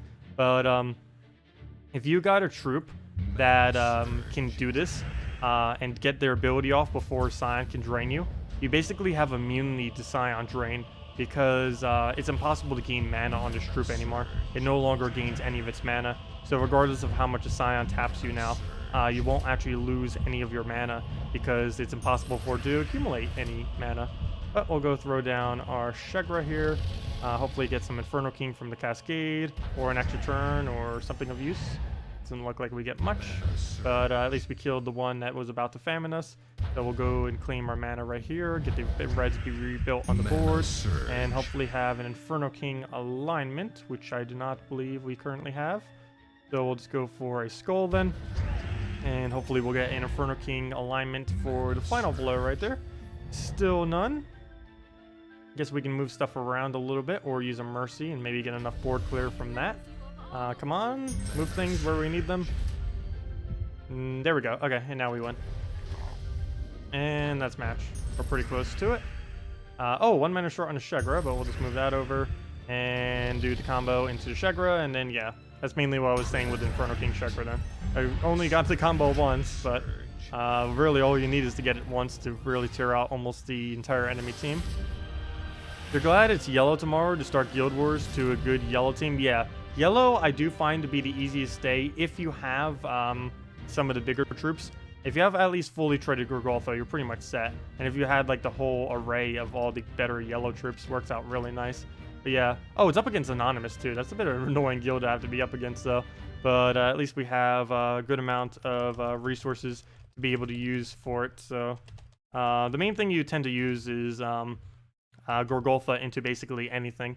And then you just explode it, get your mana, and then you're pretty much good to go. You can use Sir Gawaine's stuff if you need to go cheaper methods. Otherwise, you just basically go with a famine and just keep draining them down pretty easily with like Amnesia and stuff. But let's go and let me see. Put this tab over real quick. And what was I checking here? Oh yeah, Magics. Isn't that the first time they've been in the top 10? I haven't even noticed that. Jagex or Magics, however you say that. And who was the other one? Where's the other one? Hogans. The Hogans. Okay. Anyways, what determines who plays who in what bracket? I believe it's completely random who plays who in what bracket. It's completely randomized. I don't believe there's any methodology to who gets matched with who within a bracket. I'm pretty sure. I cannot confirm that, but from what I've seen, it is completely random. What giants are good to use in the game? Yarrow Firemantle and the Titan Hero class. Those are currently the only two very good, viable giants. Every other giant is currently not really worth using or are extremely situational, such as Dragon Cruncher, which is only ever used against 4x dragon teams and stuff like that. But yeah, Yarrow and Titan Hero class are the only two giants that can be used in pretty much any instance. All the other ones are not really used or just so situational that they don't really get much play ever. You were thinking brown, your yellow just got out. Yeah. Let's see, you can't win with the Vinoxia team either. What do you still have as far as shoot 'em game birds? Like, what's your level 2 that you're going at? Because you might need to upgrade more kingdoms if you find that you're constantly losing. Because if you don't already have level 10 all kingdoms, you'll definitely want to make sure you do that. You don't have to go for 5-star kingdoms yet, I'm pretty sure. But you definitely do want to look into getting level 10 all kingdoms if you haven't already. Because that will help out a lot with just any team that you ever use, since you'll have just higher stats in general to be able to use. But we'll go on yellow right there. Particularly Magic Kingdoms are excessively good value if you haven't bothered upgrading those yet. Okay, so he'll take us on the skull. He won't actually kill us, but he did get a Devourer there. Knight Coronet, Herdmaster, Moloch, Anubite Warrior. What are you supposed to summon with on yellow other than Sir Gawain? I don't... Oh, no, but then you... That's the only problem. There's so many good red yellows that you can't actually use Sir Gawain on most of the days. But I would say Sir Gawain, if you don't have an Amnesia, is the best possible summon. The only problem is a lot of people like to use Moloch instead as their only mana drainer. So that becomes a little bit of a conflict. You can't use both Sir Gawain and Moloch on a team. That would be too much conflict, unfortunately. And yeah, you kind of have to go with Anubite Warrior, which is a bit unfortunate. They really, if they're going to keep Guild Wars exactly as is, they really need to add more summoners to the game. Because there are a lot of color days that have very, very few to no options. Though they are... Oh, come on. He's going to resummon his entire team. But they are going to be reworking that slightly, at least with like Summoner and stuff. So maybe they'll make some of the already existing troops better as well. That could be another thing that they could do for it. But both of us are just completely rebuilding our entire team. I keep losing mine, he keeps losing his, and we just keep rebuilding. He could still easily win. Oh, if we lose Dragon Soul, that would actually be really, really bad right now. Especially since he's blocking our purple. I can't even get our mana up on it. Good, it does end up cleansing, so that will help out quite a bit. Fortunately, I will not be able to take the mana that I need. And I'm not even going to bother on the skull right there. I'm just going to go for some Christine X. And, oh, we get a Dragon Soul out of it as well. We'll throw down the Christine X, throw Dragon Soul, and we'll go from there. I think we'll go on yellow right now. That should be enough damage. He 1 HP, should have taken a different color. I don't think it's going to win off of just 1 HP, though. That'd be amazing if it did, but we'll throw that down. And as long as it doesn't revive, which it does, it would have been match. But now we have to hit him 2 more times, and then that will be match. You've got 3 or 4 to Magic Kingdoms to 10 on the rest. Or you're working to 10 on the rest. Yeah, I would say try focusing on those. If you find that your lose rate with really any team starts going down quite a bit, it could just be because you don't have enough kingdoms upgraded. Getting all kingdoms to level 10 should be one of your very first priorities in the game, as that does help you out a very, very, very great deal in pretty much everything you do. Level 10 all kingdoms is the main starting point in which you can easily do all challenges as well as all quests and stuff like that. It also just makes it PvP and Guild Wars a lot easier to do. because I know from doing my Guild War account that I deliberately didn't get any HP or armor on. You'll end up having some very, very low stats compared to people relative to your level. Yeah, cockroaches can loop. There's a lot of... The main issue with yellow days, I believe, for people who don't have some of the better options, is there's so many options for a couple of the colors, but not enough options for all of them. Brown yellow and red yellow have an insanely large amount of troops that can be used that are actually viable. But the problem is almost every other yellow color doesn't really have much that can be used. Like for red yellow, there's Moloch, there's Sir Gawain, Valkyrie, probably a few others I'm not mentioning. Lion Prince actually isn't that bad for earlier on in the game and stuff. For brown yellow, there's Cockatrice, Gorgoltha, Great Maul, the new one coming tomorrow, Dragonian Monk, Anibite Warrior if you don't have other summons, and probably a few others I didn't mention. But yeah. And then all the other colors is like, okay, now there's nothing. It's always a bit of an issue. Your brother got this to 10 and the web spinner does 20 damage and yours does 5. Oh yeah, you'll definitely want to get more damage on it then. You should not be using web spinner if you have that few of a magic. I would suggest waiting until your web spinner can do at least minimum 8 damage, probably more towards double digits of 10 before you ever start using it. Yeah, that might be one of the reasons why you could be losing with it. It is not viable to use it before getting more magic on it.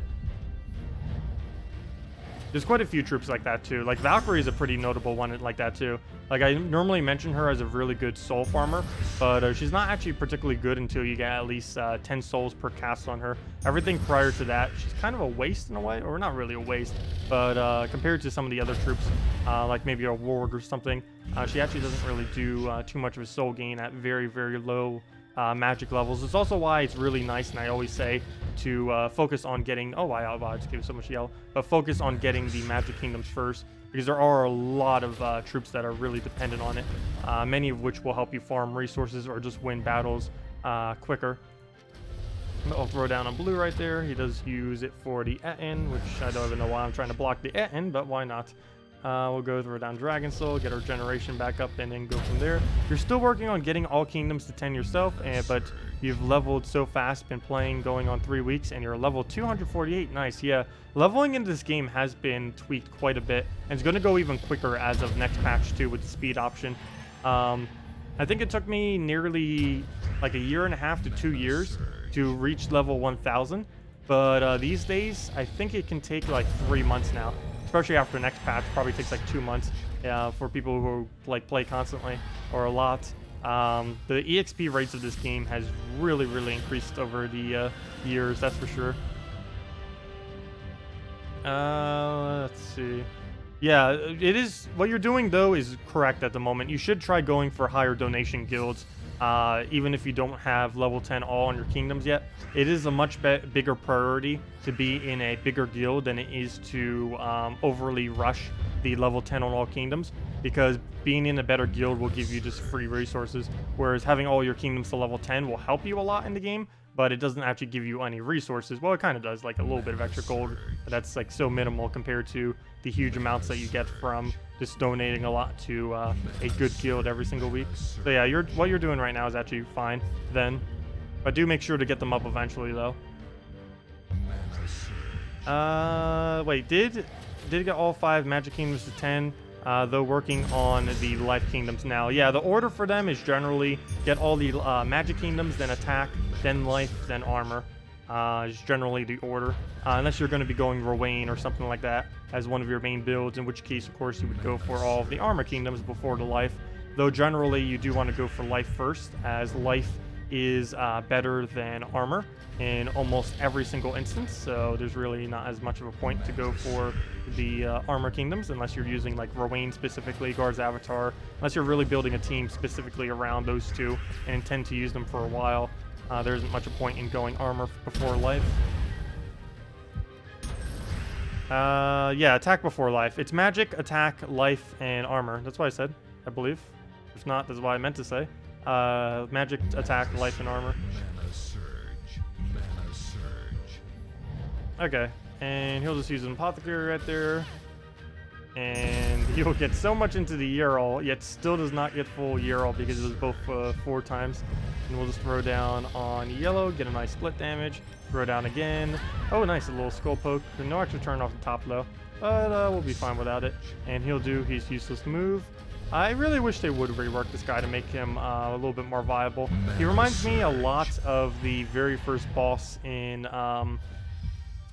Puzzle Quest. I think that's actually what they made it themed around, because he was really gold-based as well. Though the only thing I really hate about this guy, the Goggin Good, he just denies out all of his gold. He's the only troop, literally the only troop, that can make you lose resources. And he doesn't really get much of a better ability in doing so. So the fact that he does that makes it somewhat bad. Let's see. Did you see your team suggestion? What was your team suggestion? I see you saying, did you see my team suggestion? Can you try Valkyrie, Alchemist, Giant Spider, and Death? Sure. That might be a little bit too heavy on the mana generation. When I said mana generation, I meant like a loop. Normally, if you do something like that, that's going to be a little bit too heavy on it. But sure, we can go try it real quick. But yeah, I would suggest putting at least you only need 2 mana generators, not 3. 3 is way, way too heavy. There's not a single team ever that requires 3 mana generators. 2 should be the max you ever use, unless there are 3 exploders, like maybe like a Dragon Soul, Goltha, and like one other one. Because Dragon Soul actually pinches damage over and over and keeps poking them down. But that's slightly different. But something like this, like things that do converts like this, you never need more than 2 of them on a team. And generally, if you are going to go 2, it's Alchemist Hellcat or Green Seer Giant Spider with them. And let's just get the Giant Spider there, if I can type. A Goat Spider. Did I just play Goat Spider?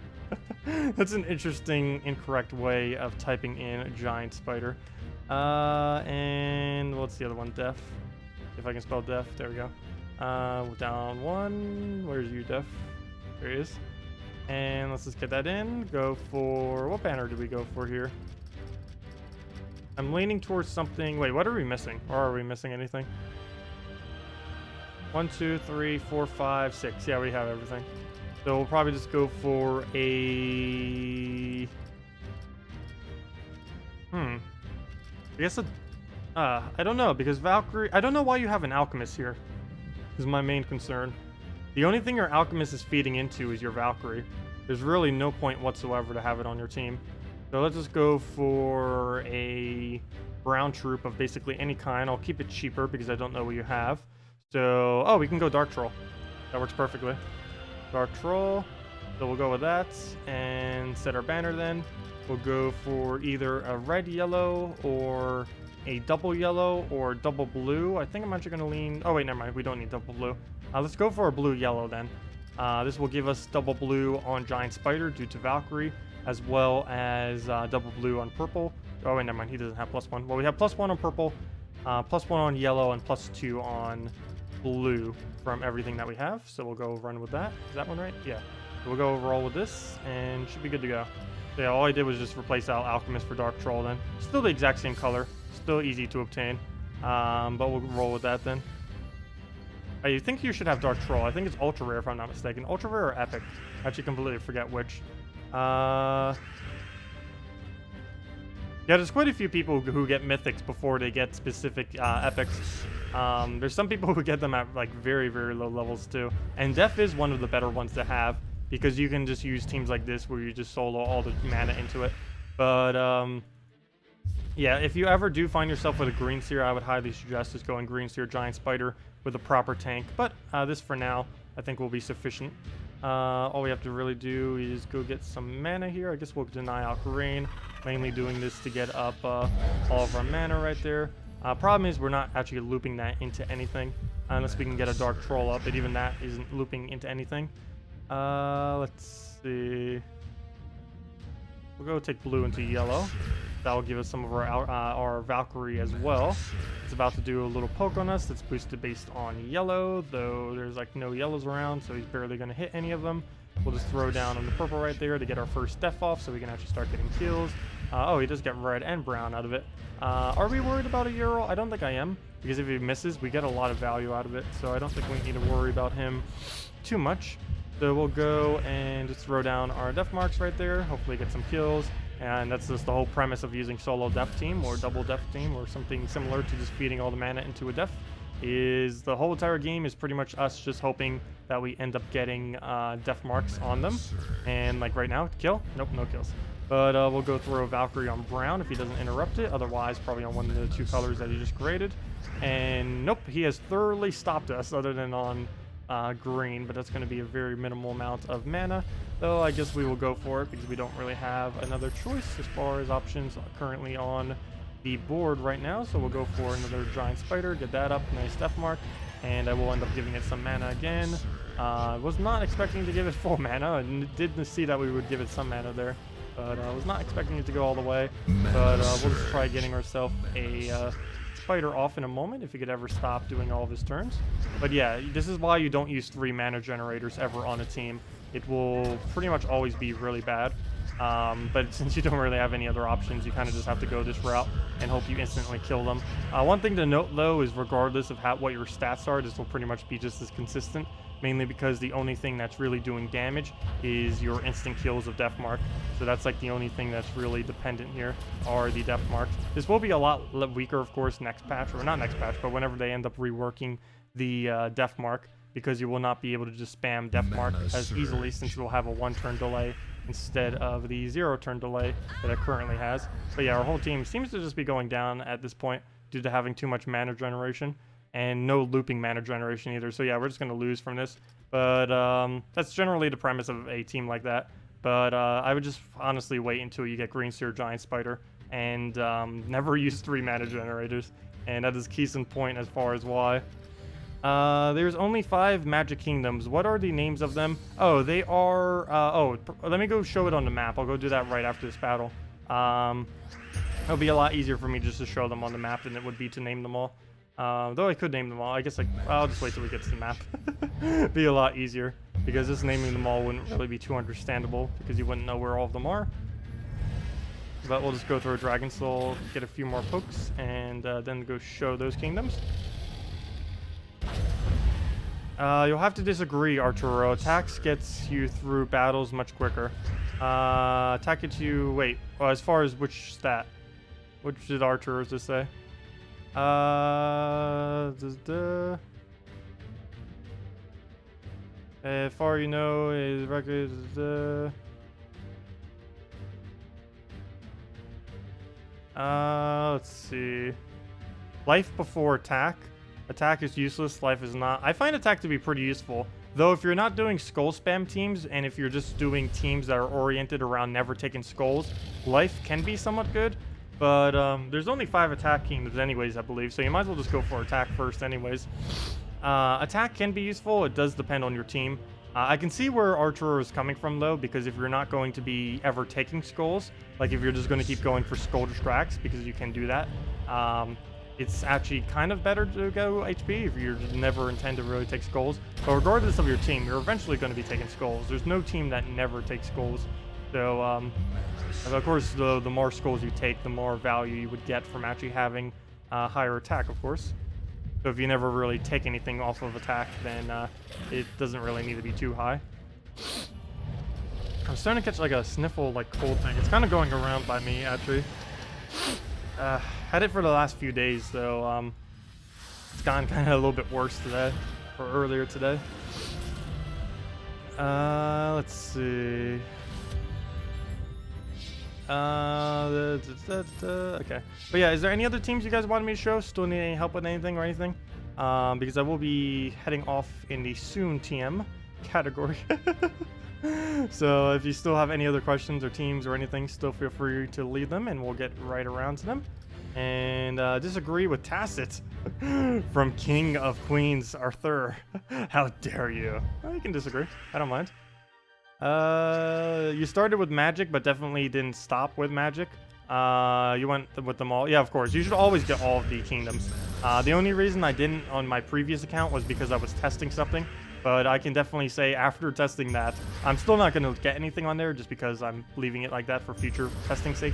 But I can definitely say after I tested that, that there is no point in not upgrading all your kingdoms to level 10 or as far as you can go. It is definitely very, very good value to do so. Mana surge. Okay, so we'll throw down Dragon then.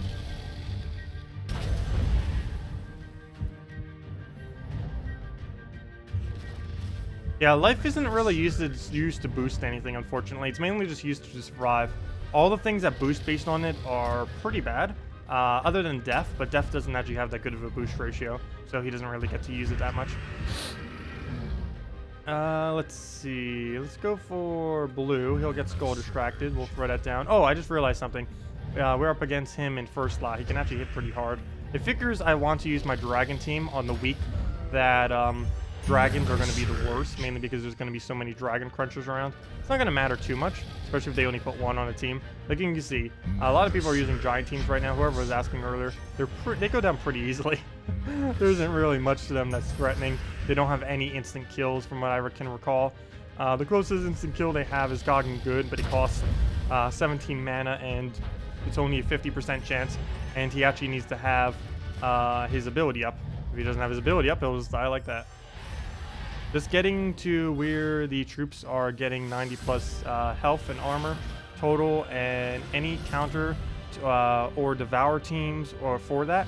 Easiest way to take out devour teams, if you are finding that you have a big disparity between your stats and theirs, is either with devours of your own or using death marks, and just death mark spam them and hope that you end up getting the kills. Basically every option you would have to do to counter them is luck based, because most devours are a percent chance and death marks are always a percent chance. Are there any good Sylvania Mora teams, such as Guild War focused ones? Brown Day with Gorgolfa Sylvania Mora basically makes skulls never hit you, which is also good if they have a if you have it fully traded. You can use it to counter out their Scion to make sure that they never end up draining your Gorgolfa or whatever you put in first slot. They will not be able to drain it. As far as teams built completely around it, not so much. On Green Day, I guess you could kind of sneak it in on for just random devours if you're going to be putting it with stuff like Giant Spider Kraken, or with a Web Spinner, or maybe with a bunch of Christine X's or something. You could probably get away. But honestly, if you don't have it full... Oh, I think I could have 5 times that. But if you don't have it fully traded, I wouldn't really advise using it too much in Guild Wars.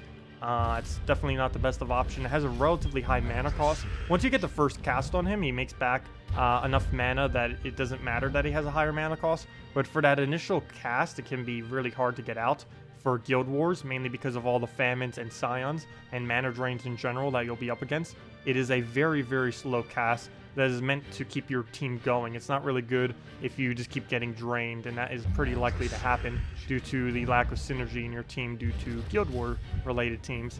But yeah, personally, the only day I actually ever use it, if I was to suggest one, is Gorgolfa Sylvania Mora. I think is your best bet to go for it. Gorgolfa first slot, Sylvania Mora in fourth, and then you just build your team based around those two troops. As far as what your summoner will be, summoner you put in third slot, and second slot would likely be a damage source of some kind.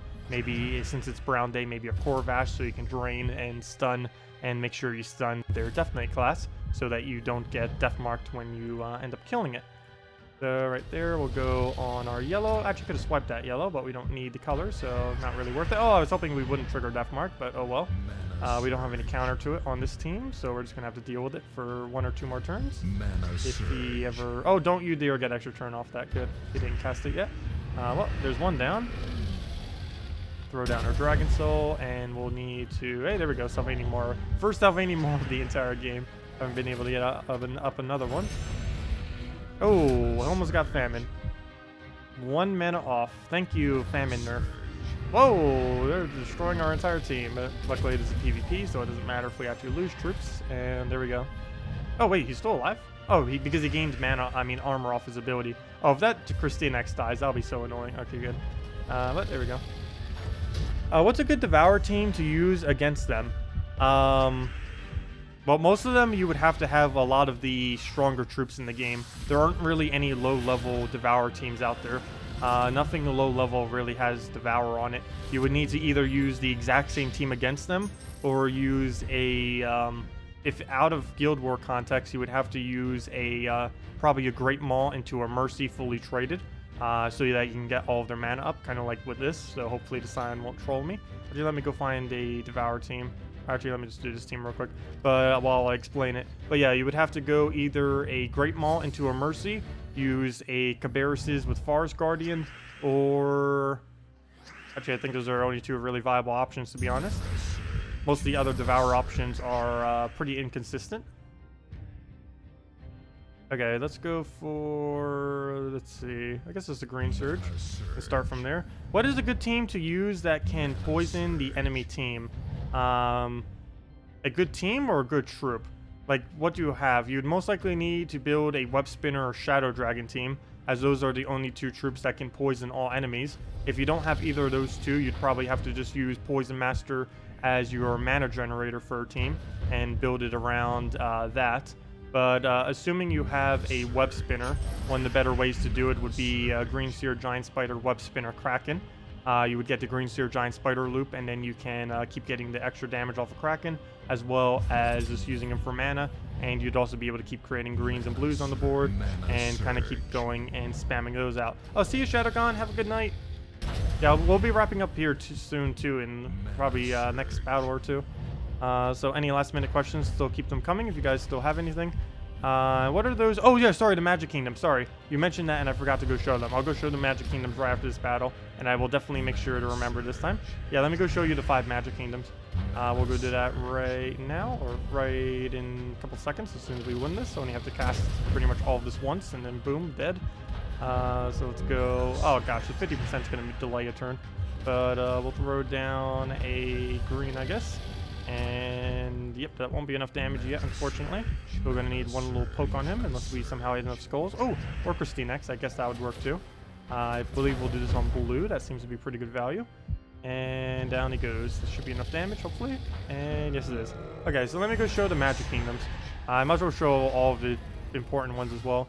What's a good team for Yellow Day that doesn't include Famine? Do you have everything other than Famine? If so, it would be Gorgolfa.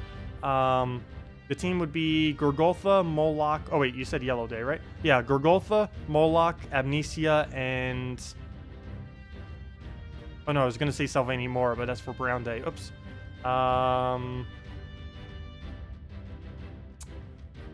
Actually, I don't know what the other one would be. It would need to be a green-yellow of some kind. The problem is a lot of the green-yellows right now are pretty bad. But yeah, something around that base, I guess, with Gorgolfa, Moloch.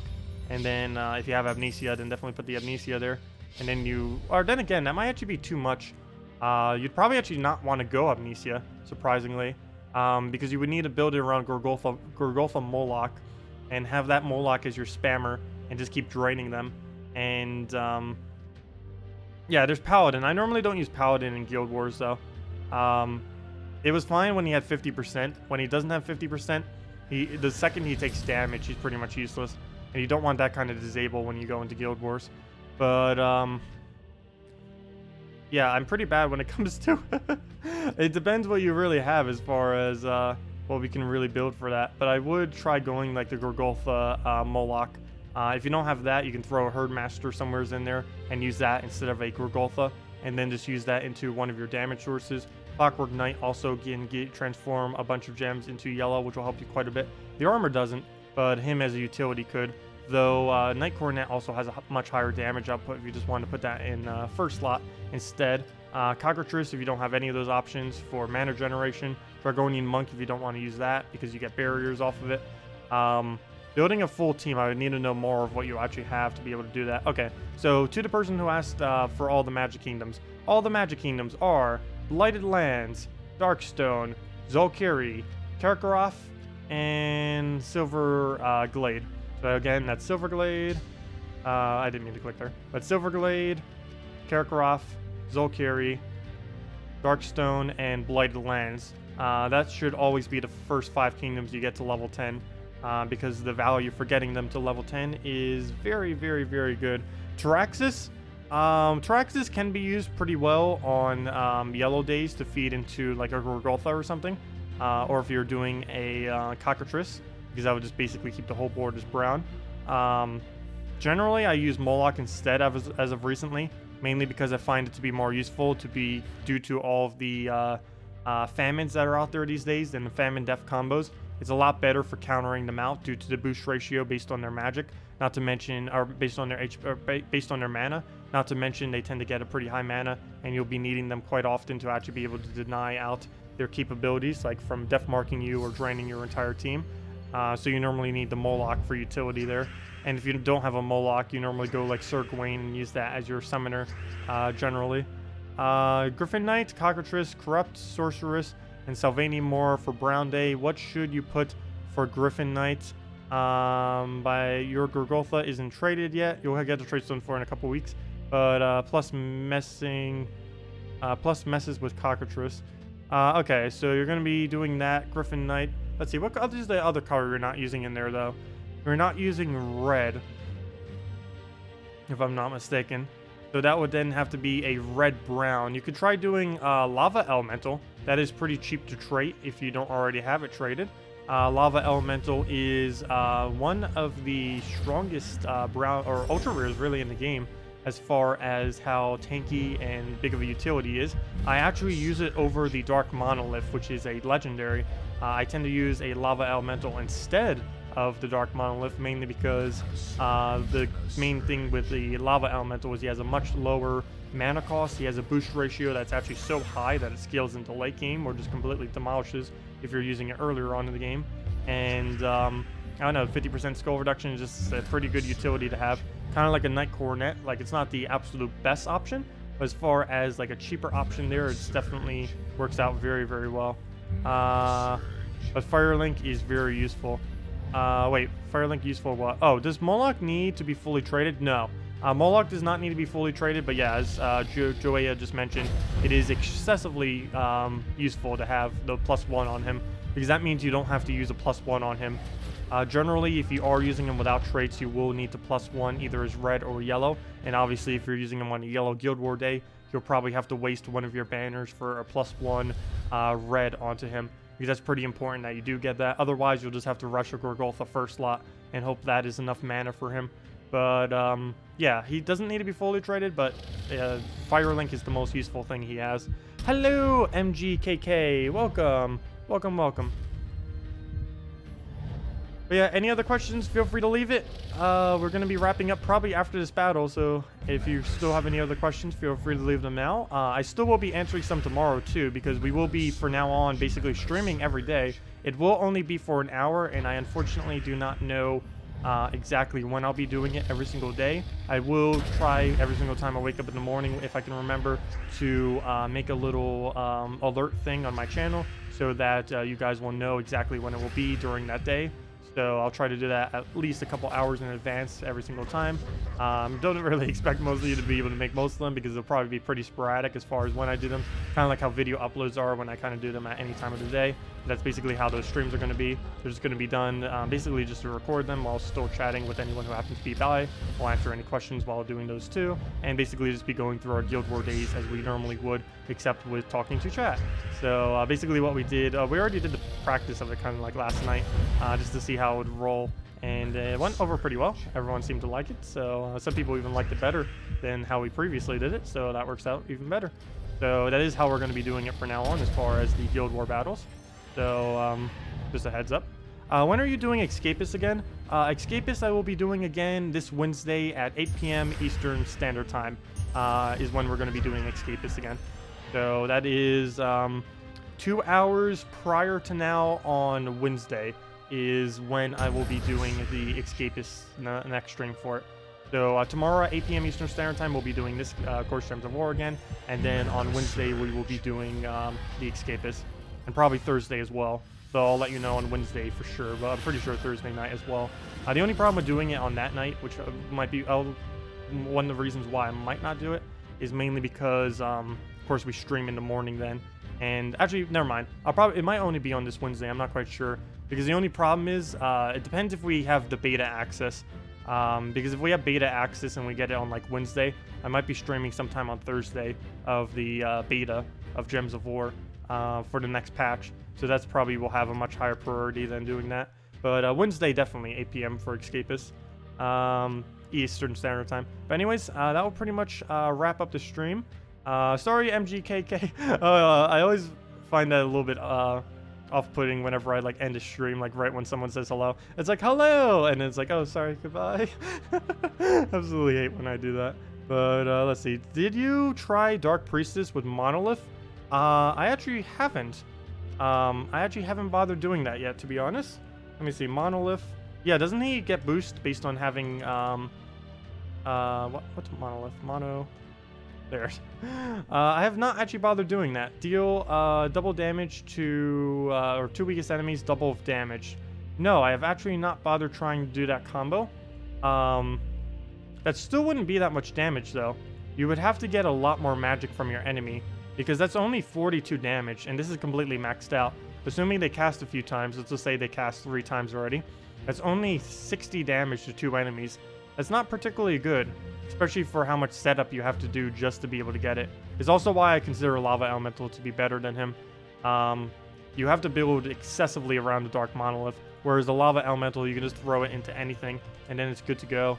Lava Elemental only 10 mana cost, gets a 3 times boost ratio of all the red, gets a burn, does 2 times skull damage on them, still remains skull stone skin as well, and it's just the utility with the mana that you get from the explosion as well as the board control, and it goes down a lot quicker with only a 10 mana cost instead of 15. But no, I've actually not tried that combo, mainly because I didn't really think it would work out that well, but I know 60 to 2 is still the same as 30 to 4. The only real big issue with it is that you're going to end up overkilling them quite a bit, because doing 60 damage to 2, or at least this late in the game, will most normally require 3 casts instead of 2. It's kind of like the whole similar Crimson Bat dilemma, where it's only viable if you get 2 casts on it. Same with Dark Monolith and really anything. If it requires 3 casts to be able to get it off, it won't be worth it. If you can indeed do it in 2 casts, then yes, it will be worth it. We could go test that later and see how that goes. But anyways, I'm going to be heading off for tonight, guys. Thank you all for coming out. Next stream of Gems of War will be tomorrow night. We will have a redeem code next time, or we should. We didn't today because Australia has a holiday today, so they weren't able to make the code since everyone who's a dev is a Australian, so none of them were around. And yeah, so I'll see you all tomorrow night, same time, 8 p.m. Eastern Standard Time, 2 hours prior to now tomorrow. We'll be back just messing around with stuff. Hopefully we'll have access to the beta version to be able to show it to you guys in the next few days. Or technically I already have access to it now, but you know, they said to wait. But the final patch to it should be coming soon, so I can finally show it to you guys. So can't wait for that, because there's a lot to go. There's a lot to go over with the 3.05 patch. So anyways, thank you all for coming out. Have a wonderful night. See you all later. And yeah, best of luck with Guild Wars and everything else. And I'll see you all later. Goodbye.